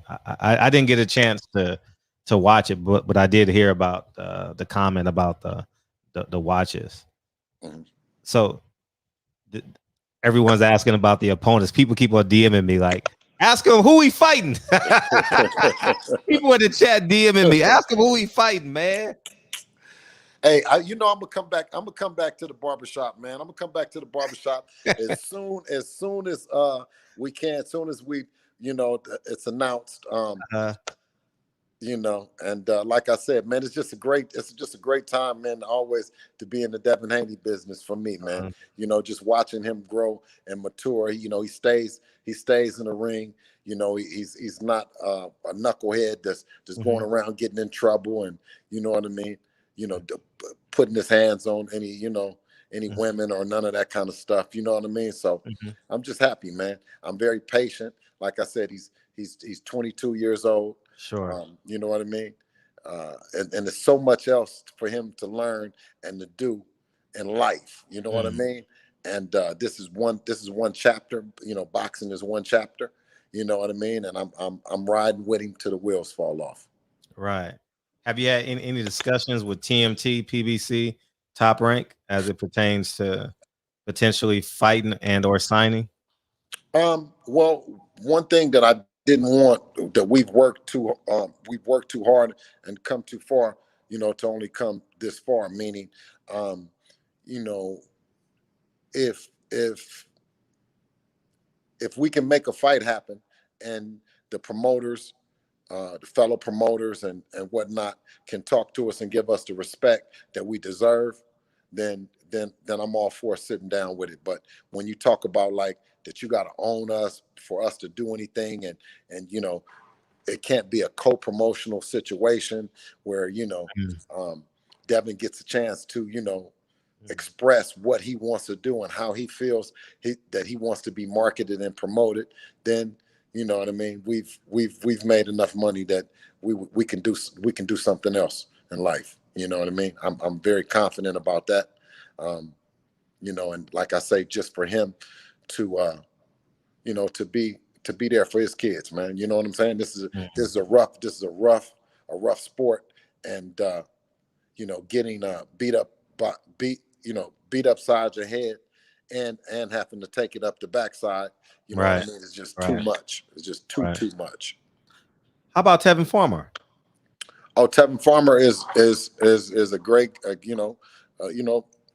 that's a great fight. I'm a big fan of Tevin's, and I wouldn't deny him the opportunity, or I wouldn't, I wouldn't deny him the opportunity to put something together with, should DAZN, approve him as a viable opponent, right? I wouldn't have a problem with it. Yeah, it seemed like it's slim pickings, you know what I mean? But something to fall through the cracks, something will definitely fall through the cracks, man. Well, the gentleman, he's a hell of a fighter. Keyshawn Davis. Keyshawn Davis is 22 years old, and he was just at the Olympics. I think he's like 2-0, right? And you know what I'm saying? So that's the same. Devin is 22. They're both the same age. So when you talk about being patient and understanding, his time is coming, right? And when I say Devin, I say Devin's time is coming. So I'm very, very patient and very optimistic about this. Yeah, I would agree with you. I agree with you that up until this point, especially like the last 2 or 3 years, I think y'all have done a really good job, in terms of getting great value for your talents, and your ability to negotiate. Now we just need either these big fights to happen or self-preservation along the way. You know what I'm saying? You get what I'm saying? Because we all want to be like, God damn, can't get a fight. And now we angry, we mad at you, we mad at them. We don't know where to put our anger at, you know. Yeah. Al don't talk. Eddie Hearn is always in the UK, and Bob gonna lie to us. So you know what I mean. That's just the reality of it, you know. Right. So that's that's where I think at the end of the day, that's where we're all at with this. Like, we just want to see Devin. He showed that he is and has the potential to be the A-level fighter because of the domination with Linares, who I thought that was a hell of a win. I was there. I saw it firsthand. I thought Devin was pretty fucking good that night, you know. Now we just want him to go to the 5th floor and get Teofimo Lopez's, you know, or take Ryan. Even more better than that. Outside of getting the Teofimo Lopez, what Devin has done is provided opportunities for other fighters as well. We have Shamar Canal, from New York. You know what I mean? Hell of a young fighter, young talented fighter. He just fought in Atlanta. We also got Amari Jones. Who's He was good. Yeah, Amari Jones out of Oakland, California, man. You know what I mean? Hell of a talent. You know what I mean? Devin had did a lot of things for Darren Cunningham. You know what I mean? Who suffered a tough defeat down there in Atlanta a couple weeks ago. You know what I mean? But being at 22 years old, that you are still providing opportunities to these young brothers. You know what I'm saying? It means the world to me. To see Right. Devin and to see him do it. You know what I mean? So it's a lot of things that we're happy about. You know what I mean, Fred, right now. And it's just, I thank God for putting us in this position. You know what I mean, and giving me a chance to get out of Oakland and live long enough to see my boys doing good. Right. Because I think at the end of the day, Al and Bob will squeeze you out until you accept what they believe you're worth. You get what I'm saying? Like, oh, you want Teofimo Lopez? Oh, you want what's the guy's name from overseas? Russian guy? Loma. You want Loma? Oh, okay. Oh, yeah, you do. Oh, you want Tank Davis? Ah, I know. All right. Yeah, take this 900,000. You know what I'm saying? 817. What's up? 817. What's up, brothers? What's up, man? How you feel? I'm feeling great. Brother Bill, what's going on, my brother? What's happening, King? Man, so blessed for Fred to let me on to be able to say this in front of you. Man, the conversation that you guys are having tonight is a wonderful one. And I keep telling Fred that this platform that he keep providing to us is a place for us to fellowship. You know what I mean? And to share ideas for us to grow. And y'all touched on it. And I'm telling you, the idea I've been touching on, and it's proprietary. I probably even shouldn't be saying it out loud like this, but it need to be said. It need to be said amongst us to where we can win.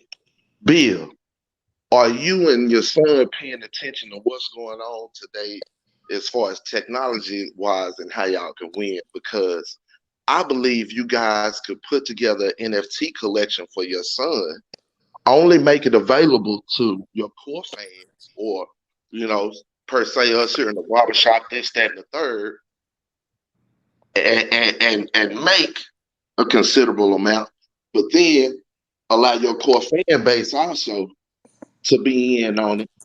And at some point, if we continue to network amongst ourselves and make money together, see, that's when the white folks get together. Man, I work for a guy that owned a car dealership here in the Metroplex, very wealthy old man.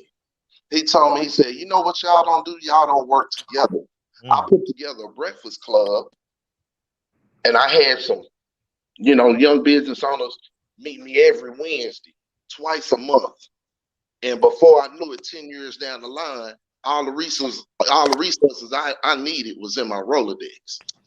So I'm just saying to y'all now, pay attention to these NFTs and what's going on. The fighters can do this independently of themselves and make this money, man, that's out here Tory Lanez sold his NFT collection to his fans for $1 a piece. Some bought 1, some bought 10, some bought 60. Those NFTs now are being auctioned off anywhere between $20,000 to $60,000 a piece. So I'm just saying, brothers, it's out here. And the way to build community is to share it amongst each other. You want to talk about building community? You want to talk about building a brotherhood? Let brothers make some money together. It's hard for brothers to see it down the line, but I'm telling you, the lack of information, our lack of ability to use the information. We have cell phones in our hands right now, and we'll get on and bullshit and do everything else, but the money is right there. Fred is right. Fred is right. So I'm just saying, Brother Bill, y'all do y'all research on them NFTs, brother. Y'all can put together an NFT collection and make it available to us and really get on, brother. Let's talk sometime then, bro. Tell me more about it. You know what I'm saying? I definitely will, bro. All right. I definitely will. All right.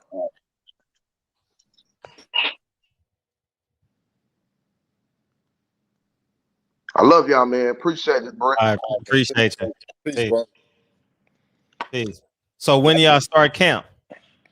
We like it like a pre. We like pre-camp. I saw that. Yeah. We like pre-camp. He always stays in the gym. You know, that's something. Boxing is something that he loves. You know, he loves to do. So, you know, we gonna be ready, bro. You know what I'm saying? We ain't ones that be like saying, you know, if the fight came up right now or something, and be like, we ain't been in the gym. We in the gym. You know, we in the gym. He stay in the gym. What's the evolution of Devin? So now that you saw him put on, basically he won 11 out of 12, maybe 10 out of 12 rounds against Linares. What would you want to add to moving forward? Well, just making certain little adjustments that we saw in the fight. You know what I mean? I want him, and I know for a fact that he's learned to keep the same respect for a fighter no matter what throughout the whole fight. You know, he lost respect for Linares throughout the fight. He was in there telling me he can't punch. You know what I'm saying? And stuff like that. You know what I'm saying? But he's young, you know, and you know, he's gonna get better. And that's the one thing that I think that kind of makes other fighters and promoters and stuff a little bit apprehensive about fighting Devin, is that he's still growing. And the fighter that you saw in May won't be the same fighter in November. He's still getting better. You know what I mean? He hasn't reached his apex yet. So we're in the gym. We're just perfecting, you know, and look more forward to him keeping his hands up at all times and stuff like that, you know. What's some of the things outside the ring you want to get accomplished together? More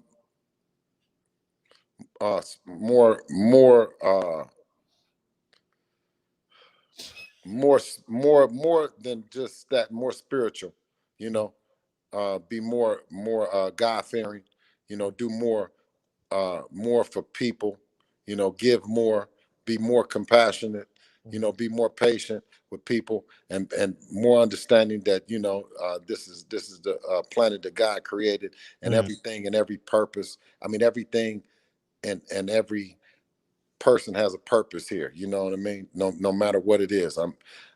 I've become so conscious, man. It's crazy, right? I mean, I'm swatting flies, and I'm like, God. I get it. Give me, but wop. You know what I mean? Like I just, you know. How has they said this thing about you know, they used to have this thing in the neighborhood that, you know, you ain't gonna kill nothing and ain't gonna let nothing die. I'm proud to say I'm at a point in my life where is that I won't kill nothing and I won't let nothing die, man. You know what I'm saying? I'm just more focused on going to paradise and the hereafter than actually what's going on right here, you know. And I'm hoping that Devin as well is becoming more conscious about that as well, about God and his place in life. How has Islam impacted? Well, I mean, tremendously, man.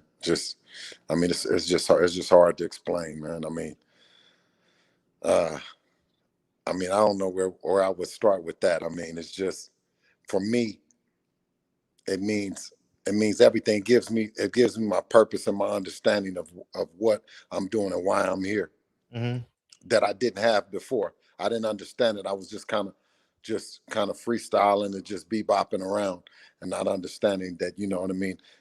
Preparing myself for the paradise is the most important thing, you know, praising God, and also and also, you know, telling others the truth, right? You know, and not just not just keeping it in to myself. Oh, okay, you know, this is for me. Thank God for this house, or thank God for that car, but also, you know, spreading God's word. Why did you choose Islam and not go get baptized, or even like Nation of Islam? Why did you choose Sunni Muslim? Is that what?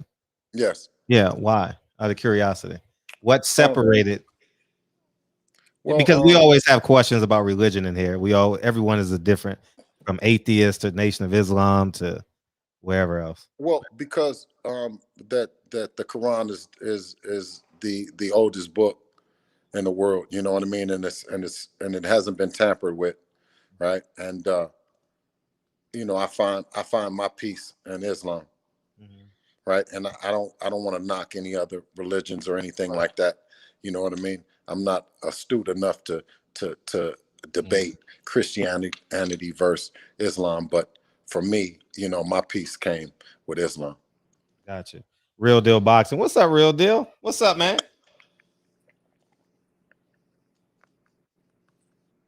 What's up, Real Deal, man? What's up? Hey, what's up? What's up with you fellas? Can you hear me? Yeah, we hear you well, man. What you got?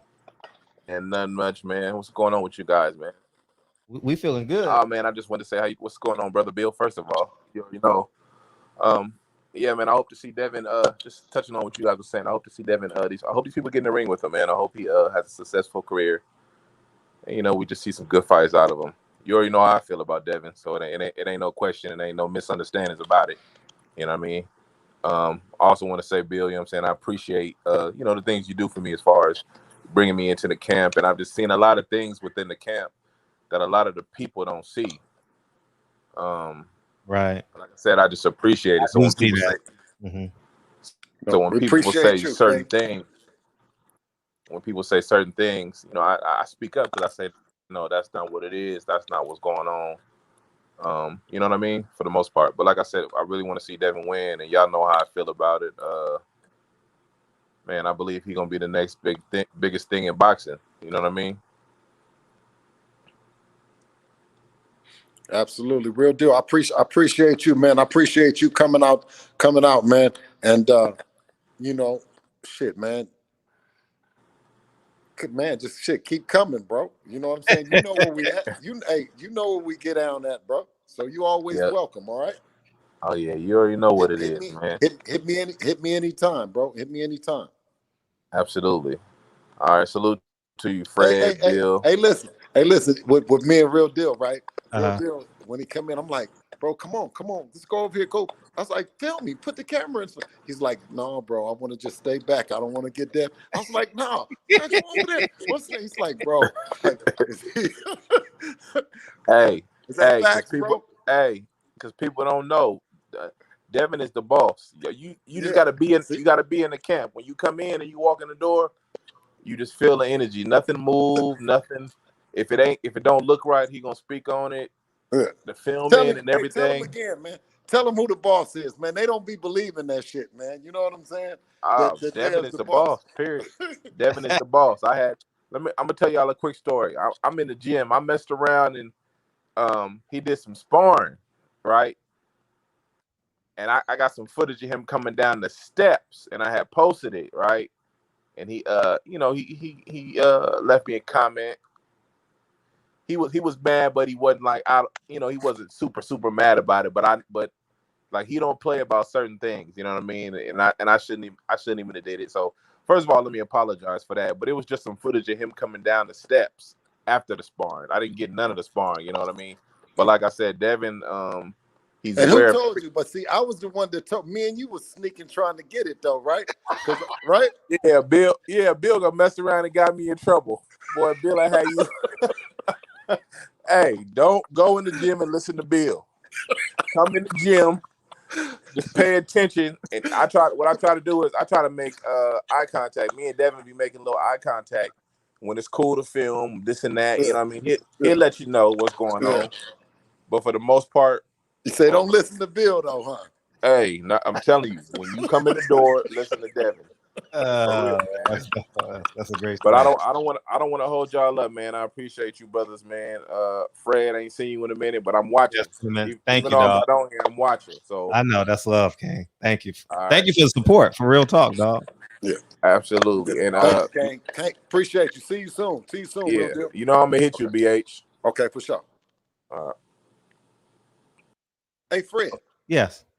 School tomorrow. How do you do this? How do you juggle it, Fred? I mean, what do you Man, do? You I pull an get up. all-nighter? That's a great question because we've been getting out of here. We've been getting out of here at 11 o'clock lately, and so that's been real easy for me. You know, Kennedy, because I get up at 6:30, because I can hear, because you hear the feet moving and you like, damn. It's time to go. It's time to go. It's time to go. But Dre does the breakfast and stuff, and I do like the manly stuff, like the backpacks, move the car, take the trash out, and all that. And that gets me going in the morning. So when I do the breakfast, I'm not doing the no. I mean, so that's just not our thing, but it works, man. It works, and and now we just got to get in the habit of one parent takes the kids to school, because it's so new to us. Both parents are taking the kids to school, but we got so many things to do, like, because I got to work out and I got to go to attend to all these property stuff. So I think the separation anxiety is still within us. You get what I'm saying? Right. It's our first year taking both kids to school. So, but I think next year and maybe the year after, it'll loosen up where, Fred, you go pick them up. You go pick them up. So we're still dealing with the newness of it, but I think in time it will be cool. But it's cool. I always want to, if I'm in town, if I'm not out of town or something like that, I just always want to be, and I that's probably selfish of me, but I always want to say the last thing before they go into the school. Yeah. My daughter, I always want to say bye, have a nice day. You know what I'm saying? Like, I always want to talk to her before we go, the ride, how did you sleep? Did you sleep good? Okay, you ready to go? Yeah. Baby, you're great. You know what I'm saying? Man. And I hope that, I don't know if my kids will ever hear this or whatever, but I always tell them that they work hard. I told them be the hardest worker, right? Because sometimes when you tell a person that to be smart, right? If it's something that they can't figure out because they don't think that they're smart enough, they'll quit. But when you tell them that they work hard, that they're hard workers, right? They'll continue to work through the problems. So I always tell her, I said, like, babe, you're the hardest worker at the whole school. No one works harder than you, right? Right. Go in there, put in some work, right? Right. She only in the first grade, you know what I mean? And I'm always telling her, go put in some work. Go put in. All right, you ready? Go put in some work. So I enjoy it, bro. And she loves school, right? Yeah, she looking loves forward every day, right? Lincoln can't wait to go to school. Loves it. She loves it. Man, Kennedy's having the time of her life, man. Kennedy's having, but I like that wave. When you take them to school and they wave at you. Yeah. Oh my God, that wave, man. Be like, no. Sean is playing tennis. He's 11. Beautiful. He's playing tennis. I saw you just got a tennis court. Yeah. He's playing. He's playing. He's doing really good. He'll probably like in January, I think he's gonna start homeschool. He's gonna start homeschool and do tennis, do tennis twice a day. You know what I mean? No different than Devin. We homeschool Devin as well. I think starting like the seventh or the 8th grade or whatever. So, you know, I believe in you know, giving them as much time and to their passion, what they're passionate about. You know what I mean? So and just getting in the beginning. I saw that my parents, they didn't dive in, you know what I mean, into me and to what I was doing early on. You know, I had to kind of fend for myself or hang out with the other coaches or other parents or whatever, you know. It's always like on the team, it's always a team dad or a team mom or some shit like that. But my parents weren't the team moms or dads or whatever. So I take pride in the fact of whatever that my kids are doing, I'm super involved in it. Man, I don't play. Man, this is honestly, I was funny. I was in the gym and I just started crying the other day because I was like, damn, I prayed for this day. Yeah. You know what I mean? Like I prayed where I could be a full-time dad. I was like, damn, because around about 33, 34, I was like, man, I got a chance to be a full-time dad.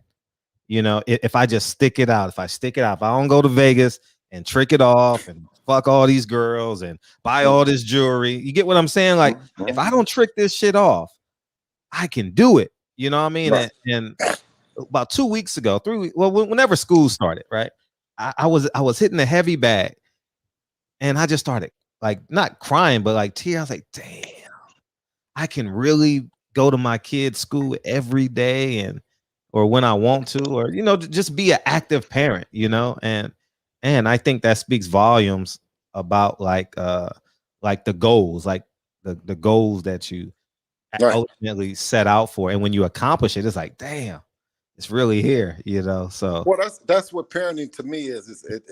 It's easy because everyone remembers when they were a kid and what they would have liked their parent to do. And it's easy when you're a kid. It's like, I wish my mama, or why she ain't doing this. Okay, well, now you got a kid. What are you gonna do? You know what I'm saying? Are you gonna do all those things that that you knew when you were a kid what you wanted? You want somebody to have your back. I mean, 24/7. You know what I'm saying? You want them to be interested. So it's even sometimes when I'm tired and she'll come up, she'll be like, Daddy, look, right? And I'll have to instantly click off and then like, oh baby, that is so nice. You know what I'm saying? Like, so she does this thing she'll draw something on it, she'll draw a picture, make out a picture, and then she'll take little sprinkles of water and she'll splash it on there, right?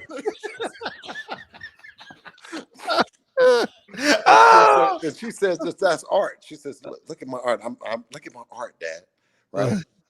So and it'll be like the little water, the little bubbles sticking on top of the thing, and that just tickles her that she does that. Yeah. Leak is the same way. He's building airplanes and stuff now. Kennedy is more of the aggressive one. Lincoln is the more humanitarian. He got the humanitarian in him. Kennedy is like run you over type of mindset. But it's the biggest joy, man, because Lincoln is so independent. You know what I mean? Like he gets things. He's kind of like me, where you only got to tell him once, but Kennedy is like, I'm going to do what I want to do. Absolutely. And that's just it, but it's definitely a joy, man. It's definitely a joy. Yeah, I love talking fatherhood. Yeah, that feels good. Well, I appreciate you, brother, and for all the letting me time, come over dog. here and Yeah, kick it with you. You know what I'm saying? Yeah. When next time you come in LA? Huh? When next time you come in LA? Maybe when I go back up here to the Bay, I'm gonna go to the Bay at the end of the week, and then every time when I leave the Bay, driving, then I sometimes come back through LA. So maybe next week. Yeah, let's go to because who I want to go support because he was on the show. Is the show coincidentally the King show? He was on the show. He was on the show last year. He's your dude. Yeah. Oh, you had him on here. Yeah, I had him on here. Oh, he was talking that good shit too. Yeah. Oh yeah. Yeah, because I like his life. I like his sincere. I like his freedom. I love his freedom. No, you know what I mean? Like sincere is a good brother. He's come a long way, man. And he'll take lemons and he'll make lemonade, brother. All the time. That's one thing about him, you know what I'm saying? He is not playing about it. You know what I mean? So I always enjoy kicking it with him because he's so motivated. right? You know, he came from Chicago and came to LA Yep. and killed him. And killed him dead, man. Yeah, man, he made a killing in that night scene. Yep. And now he's a true entrepreneur. I mean, he's doing restaurants now, and Yep. he's doing all kind of stuff. Can't even keep up with all the stuff that Sin is doing, man. I definitely enjoy his Instagram. I enjoy his Instagram because I see a lot of independent movement, you know. Oh, absolutely. And when he came up to Hollywood, he got a little bit of resistance, because you know, with that LA, like, you know, they pull up on you, you know, what's up, homie, you know, with that homie shit. Yeah. And, you know what I mean? He stood his ground, and you know, I'm very proud of him. You know what I mean? Nah, yeah, he did the damn thing. Because I want to go support his restaurant. Okay. I definitely want to go do that. So maybe we can do that. And you know who I want to interview? One of my Dapper Dan. Oh, Dap. You want to man. Because I know that's one of your dudes. I want to interview him, man. Yeah, he's heavy. I'll put you with him there. Yeah, He'll love to do it because he's heavy, and he's very, you know, he's super conscious. You know what I'm saying? And you know, and he's a teacher. He's a teacher. So you'll have a great time. I've watched all his interviews. I've watched all his interviews. Yeah. Sharp brother. Sharp. Yeah. Bet on himself too. Yeah, he did. True, man. How he do that? How he pull that off? I'll put you with him. How he pulled that off? He pulled that, man. He's one of the icons of definitely in Harlem too, for sure, because that's where I was raised. You know, I was born in Harlem, so. Oh yeah, I didn't know that. Yeah. I was born in the same hospital Malcolm X died in, so that's kind of like up top. Yeah. So how do all you New York cats come out and hide out in LA and make it big and stuff like that? You know what I mean? Man. You lost your accent and everything. Yeah, I'm mad about that though. I'm mad about. I wish I still had it, man. I would have got more pussy. You know what I mean?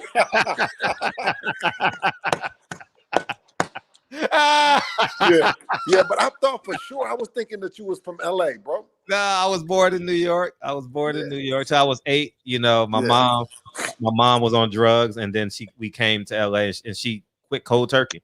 Yeah. If out of the two places that out of Oakland, you know, that I would have, if I didn't grow up in Oakland, I would have wanted to grow up in LA or New York. Either one of the two. You know what I'm saying? Yeah. Preferably New York. Something about New York and just that whole, you know what I mean? That the entrepreneurs that come out of the city, you know what I mean? Right. Yeah, you know what I mean? That whole entrepreneurial spirit in LA. You know, I mean, I'm in New York, you know? It's a lot of people. I was just there in July. Well, you know, I caught the plane that night when I was on the call. Yeah. Man, it's a lot of people there. Yeah. It seemed like it done doubled. Probably because of quarantine. Probably because I ain't been out as much. Do they say if you can make it in New York, you can make it anywhere? Yeah. Okay. Yeah.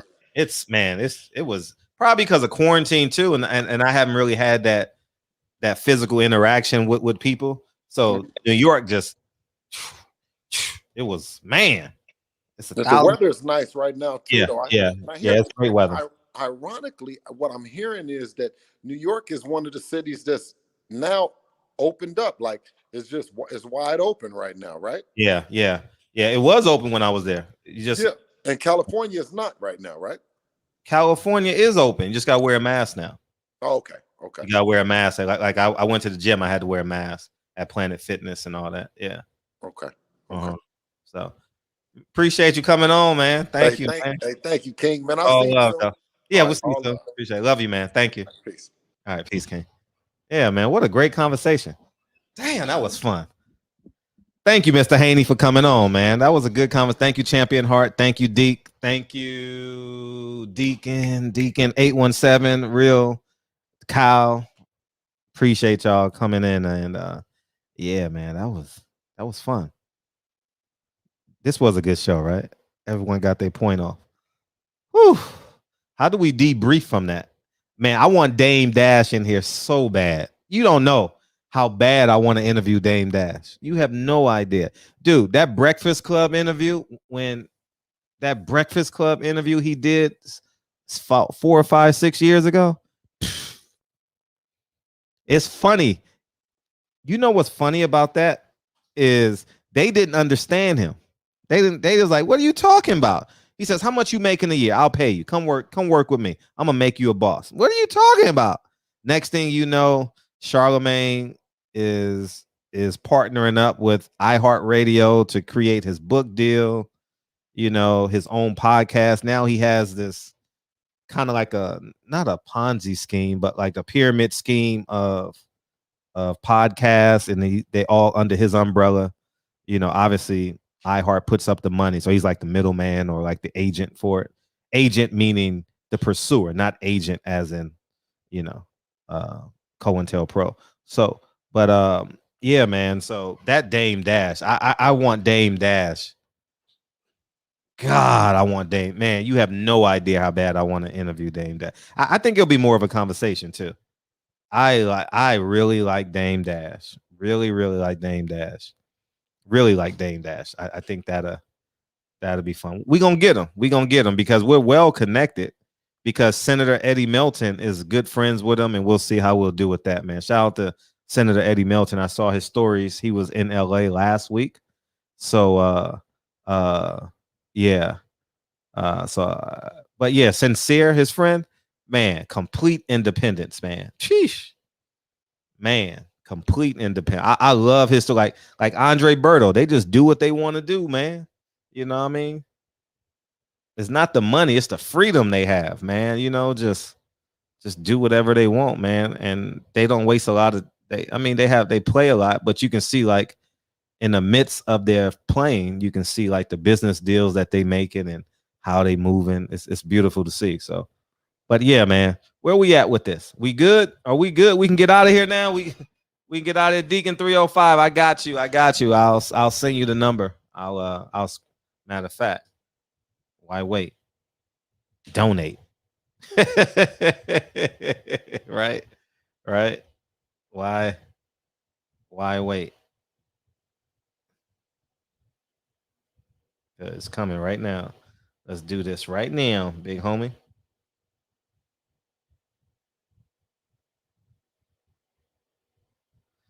Yeah, we got Lonnie Jordan coming in tomorrow. That'll be good. So we stockpiling them in. That'll be cool. I just sent it, Deke. You good?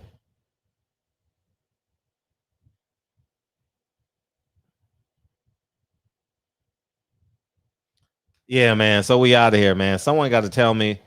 I appreciate you guys coming in here tonight, man. What a show, man. What a show. What a show. I feel free. Like, man, damn, we didn't even agree on one topic. We didn't agree on one topic tonight. Appreciate you, Mr. Haney. Appreciate you, Deacon. Appreciate you, Kyle. Real Deal. Go subscribe to Real Deal Boxing and pray for DB. Hopefully he's doing better. Man, hopefully he's doing better. You know what I mean? And yeah, I'm glad. Hopefully he'll be back soon. You know what I mean? Hopefully he's not too mad at me, for my film, Love you, DB, man. Love you, DB. Yeah, man. And Champion Heart, thank you as well. Can't forget him. Yeah, man, we got to get Dame. Hey, Dame Dash is like my bucket list, so we got to try and get Dame Dash. So if anybody know him, man, that would be like one of my bucket list interviews. Kind of like Ilyasha was, Malcolm X's daughter. I would love to get Dame Dash on, man. And we're not far from each other, but I don't, in terms of where he lives in Malibu. So, so it's not too far. But once the world start opening up, I'll see a lot of people like the world start opening up. I done seen so many people. You know who I met? Oh, dog, before we get out of here. Dude, you know who I met Saturday night, dog? Dog, y'all not gonna believe who I met Saturday night. Y'all never gonna guess, because you would never guess. I met Kurt Flood's daughter. And I'm not sure how the conversation went with her and PPD, but hopefully we get Kurt Flood's daughter in the barbershop. Y'all know who Kurt Flood is, right? Oh man, I can't wait to hear those stories. Kurt Flood, the first free agent in Major League Baseball, played for the St. Louis Cardinals. Y'all remember him? Oh man, I can't wait for that. I can't wait for that interview. She started talking and like, no. I want this. I want this on camera. You know what I mean? I definitely. So Kurt Flood's daughter will be in here sometime. Hopefully September. Hopefully we can get her here in September. Yeah, he started free agent. You're right, Kurt Flood. He said, no, I don't want that deal. And who else I spoke to? You know who else I spoke to Saturday? I had a 5-minute conversation with Tavis Smiley. So Tavis Smiley has a new radio station. I'm like, Tavis, you need to come on my platform because I mean I can help you. You know, I was like, yeah, I would love for you to come on and introduce because he has a radio station, 1580 AM. He just started it. I wish him well over there. You know, Tavis Smiley was basically like for my generation, he was like he would be kind of like Dr. Boyce Watkins, kind of like that. I'm not saying they act the same, but I'm talking about in terms of no, he doesn't do interviews, right? I don't think Boyce Watkins do a lot of interviews, right? He does a lot of talking. He does a lot of commentary, excuse me. Who does a lot of interviews now? Yeah, Kurt Flood's daughter gonna be the shit. I can't wait for that interview, dog. I told her, don't talk. I got to get you on the show. She don't know how interviews like that like get me going. You know what I mean? Like Kurt Flood, shit. Hey, funny thing is, she was like, you don't know who my daddy is. I'm like, what do you mean? She says, if I say my dad's name, you're not gonna know who he is. He was like, who? She said Kurt Flood. I'm like, free agency? She's like, yeah, how you know? Come on, man. Come on, man. Cut it out. You know what I mean? Yeah, man. So, but yeah, Tavis Smiley used to be on PBS. So we're gonna try and get him on too. I failed to call him today, but I'll send it to PPD. PPD is great about that shit. And hopefully we'll get that done. Shout out to PPD. Hopefully she's doing well. Yeah, I'm trying to think because people don't know who Tavis Smiley is. So I'm trying to think, who would Tavis Smiley be of this time period? Who would he be? Who would Tavis Smiley be?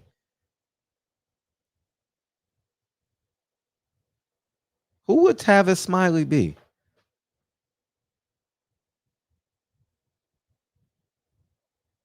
Boyce Watkins. I'm trying to think who Tavis Smiley would be. I kind of compared him. Roland Martin. Yeah. Roland Martin. Not in terms of what he believes, but in terms of the everyday interviews. Yeah. Tavis Smiley did some great interviews when I was a kid. You know what I mean? I would love to get Larry Elder in here. That would be cool. You know what I mean? Kind of like the Black Larry King. Yeah, like that. Yeah, Tavis Smiley was dropping. He always had great interviews. You know, always had great interviews. But I think I need to go back and listen to them so I can see how great they really were. You know, sometimes you just watch an interview because of the subject that they're interviewing instead of the subject matter. You know what I mean? So yeah, man. Yeah, so Tavis Smiley. So I have his card. So if I don't contact him by tomorrow, make sure you guys remind me to contact him because I totally forgot to do it today and yesterday. So we had a Lamert Park Jazz Festival. And shout out to Jarvis, man. Jarvis was at the quarantine, man. Hey, when you guys come to LA, you guys got to do two things. Don Lemon but Don Lemon do interviews? Not really, not much. You know, Don Lemon is more news oriented. You guys got to do two things when you come to LA, and you're gonna want to move here when you do it. So when you travel out here, you guys got to Google these schedules, okay? One, you got to Google the Home Depot Center. You got to go to a fight at the Home Depot Center. It's called the Dignity and Health Center Complex, whatever it is. And two, You got to go to an event at the Hollywood Bowl. You understand? You got to go to an event at the Hollywood Bowl. Oh my dog. Ain't nothing like it. Ain't nothing like it, dog. Ain't nothing like it. Ain't nothing, man. Ain't nothing like it. I'm just gonna say that. Ain't nothing like it. Anyways, I love y'all, man. Let's get out of here. We gotta go. We gotta get our kids ready for school, man. Some of y'all on the East Coast, thank y'all. I know y'all. It was off the chain, right? I saw everybody's stories. I saw yours. Man. That was so. Fred will be asking Tyler about the $2 million. Oh, I didn't even know he had it. I didn't even know. I'm glad you told me. I didn't even know. You know what I mean? Why not? I got to do my research on it. So I don't know why you think Fred is never afraid to ask a question. You know what I mean? You know, but yeah.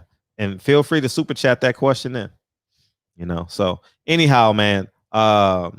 So hopefully he comes on and we'll do it like that. So anyways, man, I love y'all. Someone tell me to do what? Tell me to do what? Tell me to do what? Tell me to do what? Tell me to do what? Somebody, anybody, everybody. Tell me to. Oh, no, I'm not. You know, Fred. Play the song. Y'all know Fred ain't afraid to ask no questions. Man, listen. I asked Bob Arum about his case. Shit, you know what I mean? Shit, you know what I mean? Yeah, it's no big deal. I don't take. You guys can ask me any question. Come this way before travel through that open door. Good show tonight, man. Thank you, Mr. Haney, for coming on. Thank you, Mr. Haney. We locked in. We got Lonnie Thompson tomorrow. Tomorrow's Tuesday, right? We got Lonnie tomorrow. We got Shantae on Monday. And Thursday, we got the purse bid. So it's gonna be interesting. Next week we got Kevin Cunningham. So the schedule's filling up. People Hernandez, get well, DB. DB probably staying away because I'm doing too much. I'm promoting my movie too much. Where you at, DB? Where you at? I'm telling you the truth. Hey, it's all in what you do. Hey, some things you gotta do. Hey, hey, hey, hey. When much expected, much is given. Never let the power come first before your happiness. Yes, you can be the best if you go the distance. Mix a little sweat with your persistence. You know that the best things are never instant.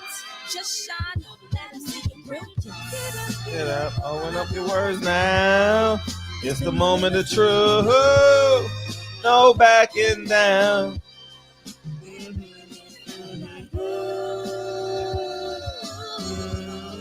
For the children, it's a given.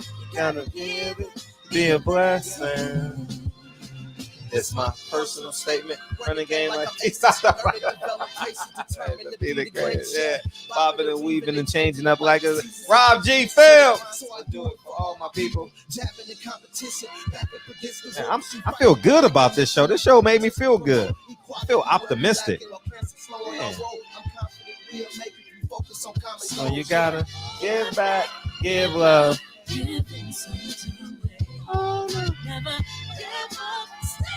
Go order the film, y'all. If you ain't ordered the film, what you doing, man? Click the links in the comment section, man. Click the link in the comment section, man. Why not, man? We over 1,800 buys, man. Thank you, thank you, thank you. So.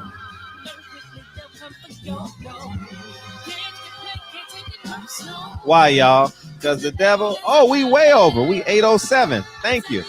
Appreciate y'all. Yeah. Do hey. Some things you gotta do. Hey, hey, hey, hey, hey. Love y'all, man. We did it. Thank you, thank you. You don't like Tavis? Oh man. Well, we interviewed what's the girl name that thought she was black? What's her name? I don't know. I forget what they call. We had her in here. You know what I mean? Shit. Instead of us going on their platforms, we bring them on our platform so we can ask the questions that we want to ask them when we see them on TV. You know what I mean? Head over to Cows. Thank you, Rob. Head over to Cows. Right, not now, but right now. Love y'all. Rachel Dolezal. Thank you, dog. Appreciate y'all, man. Love y'all. Peace.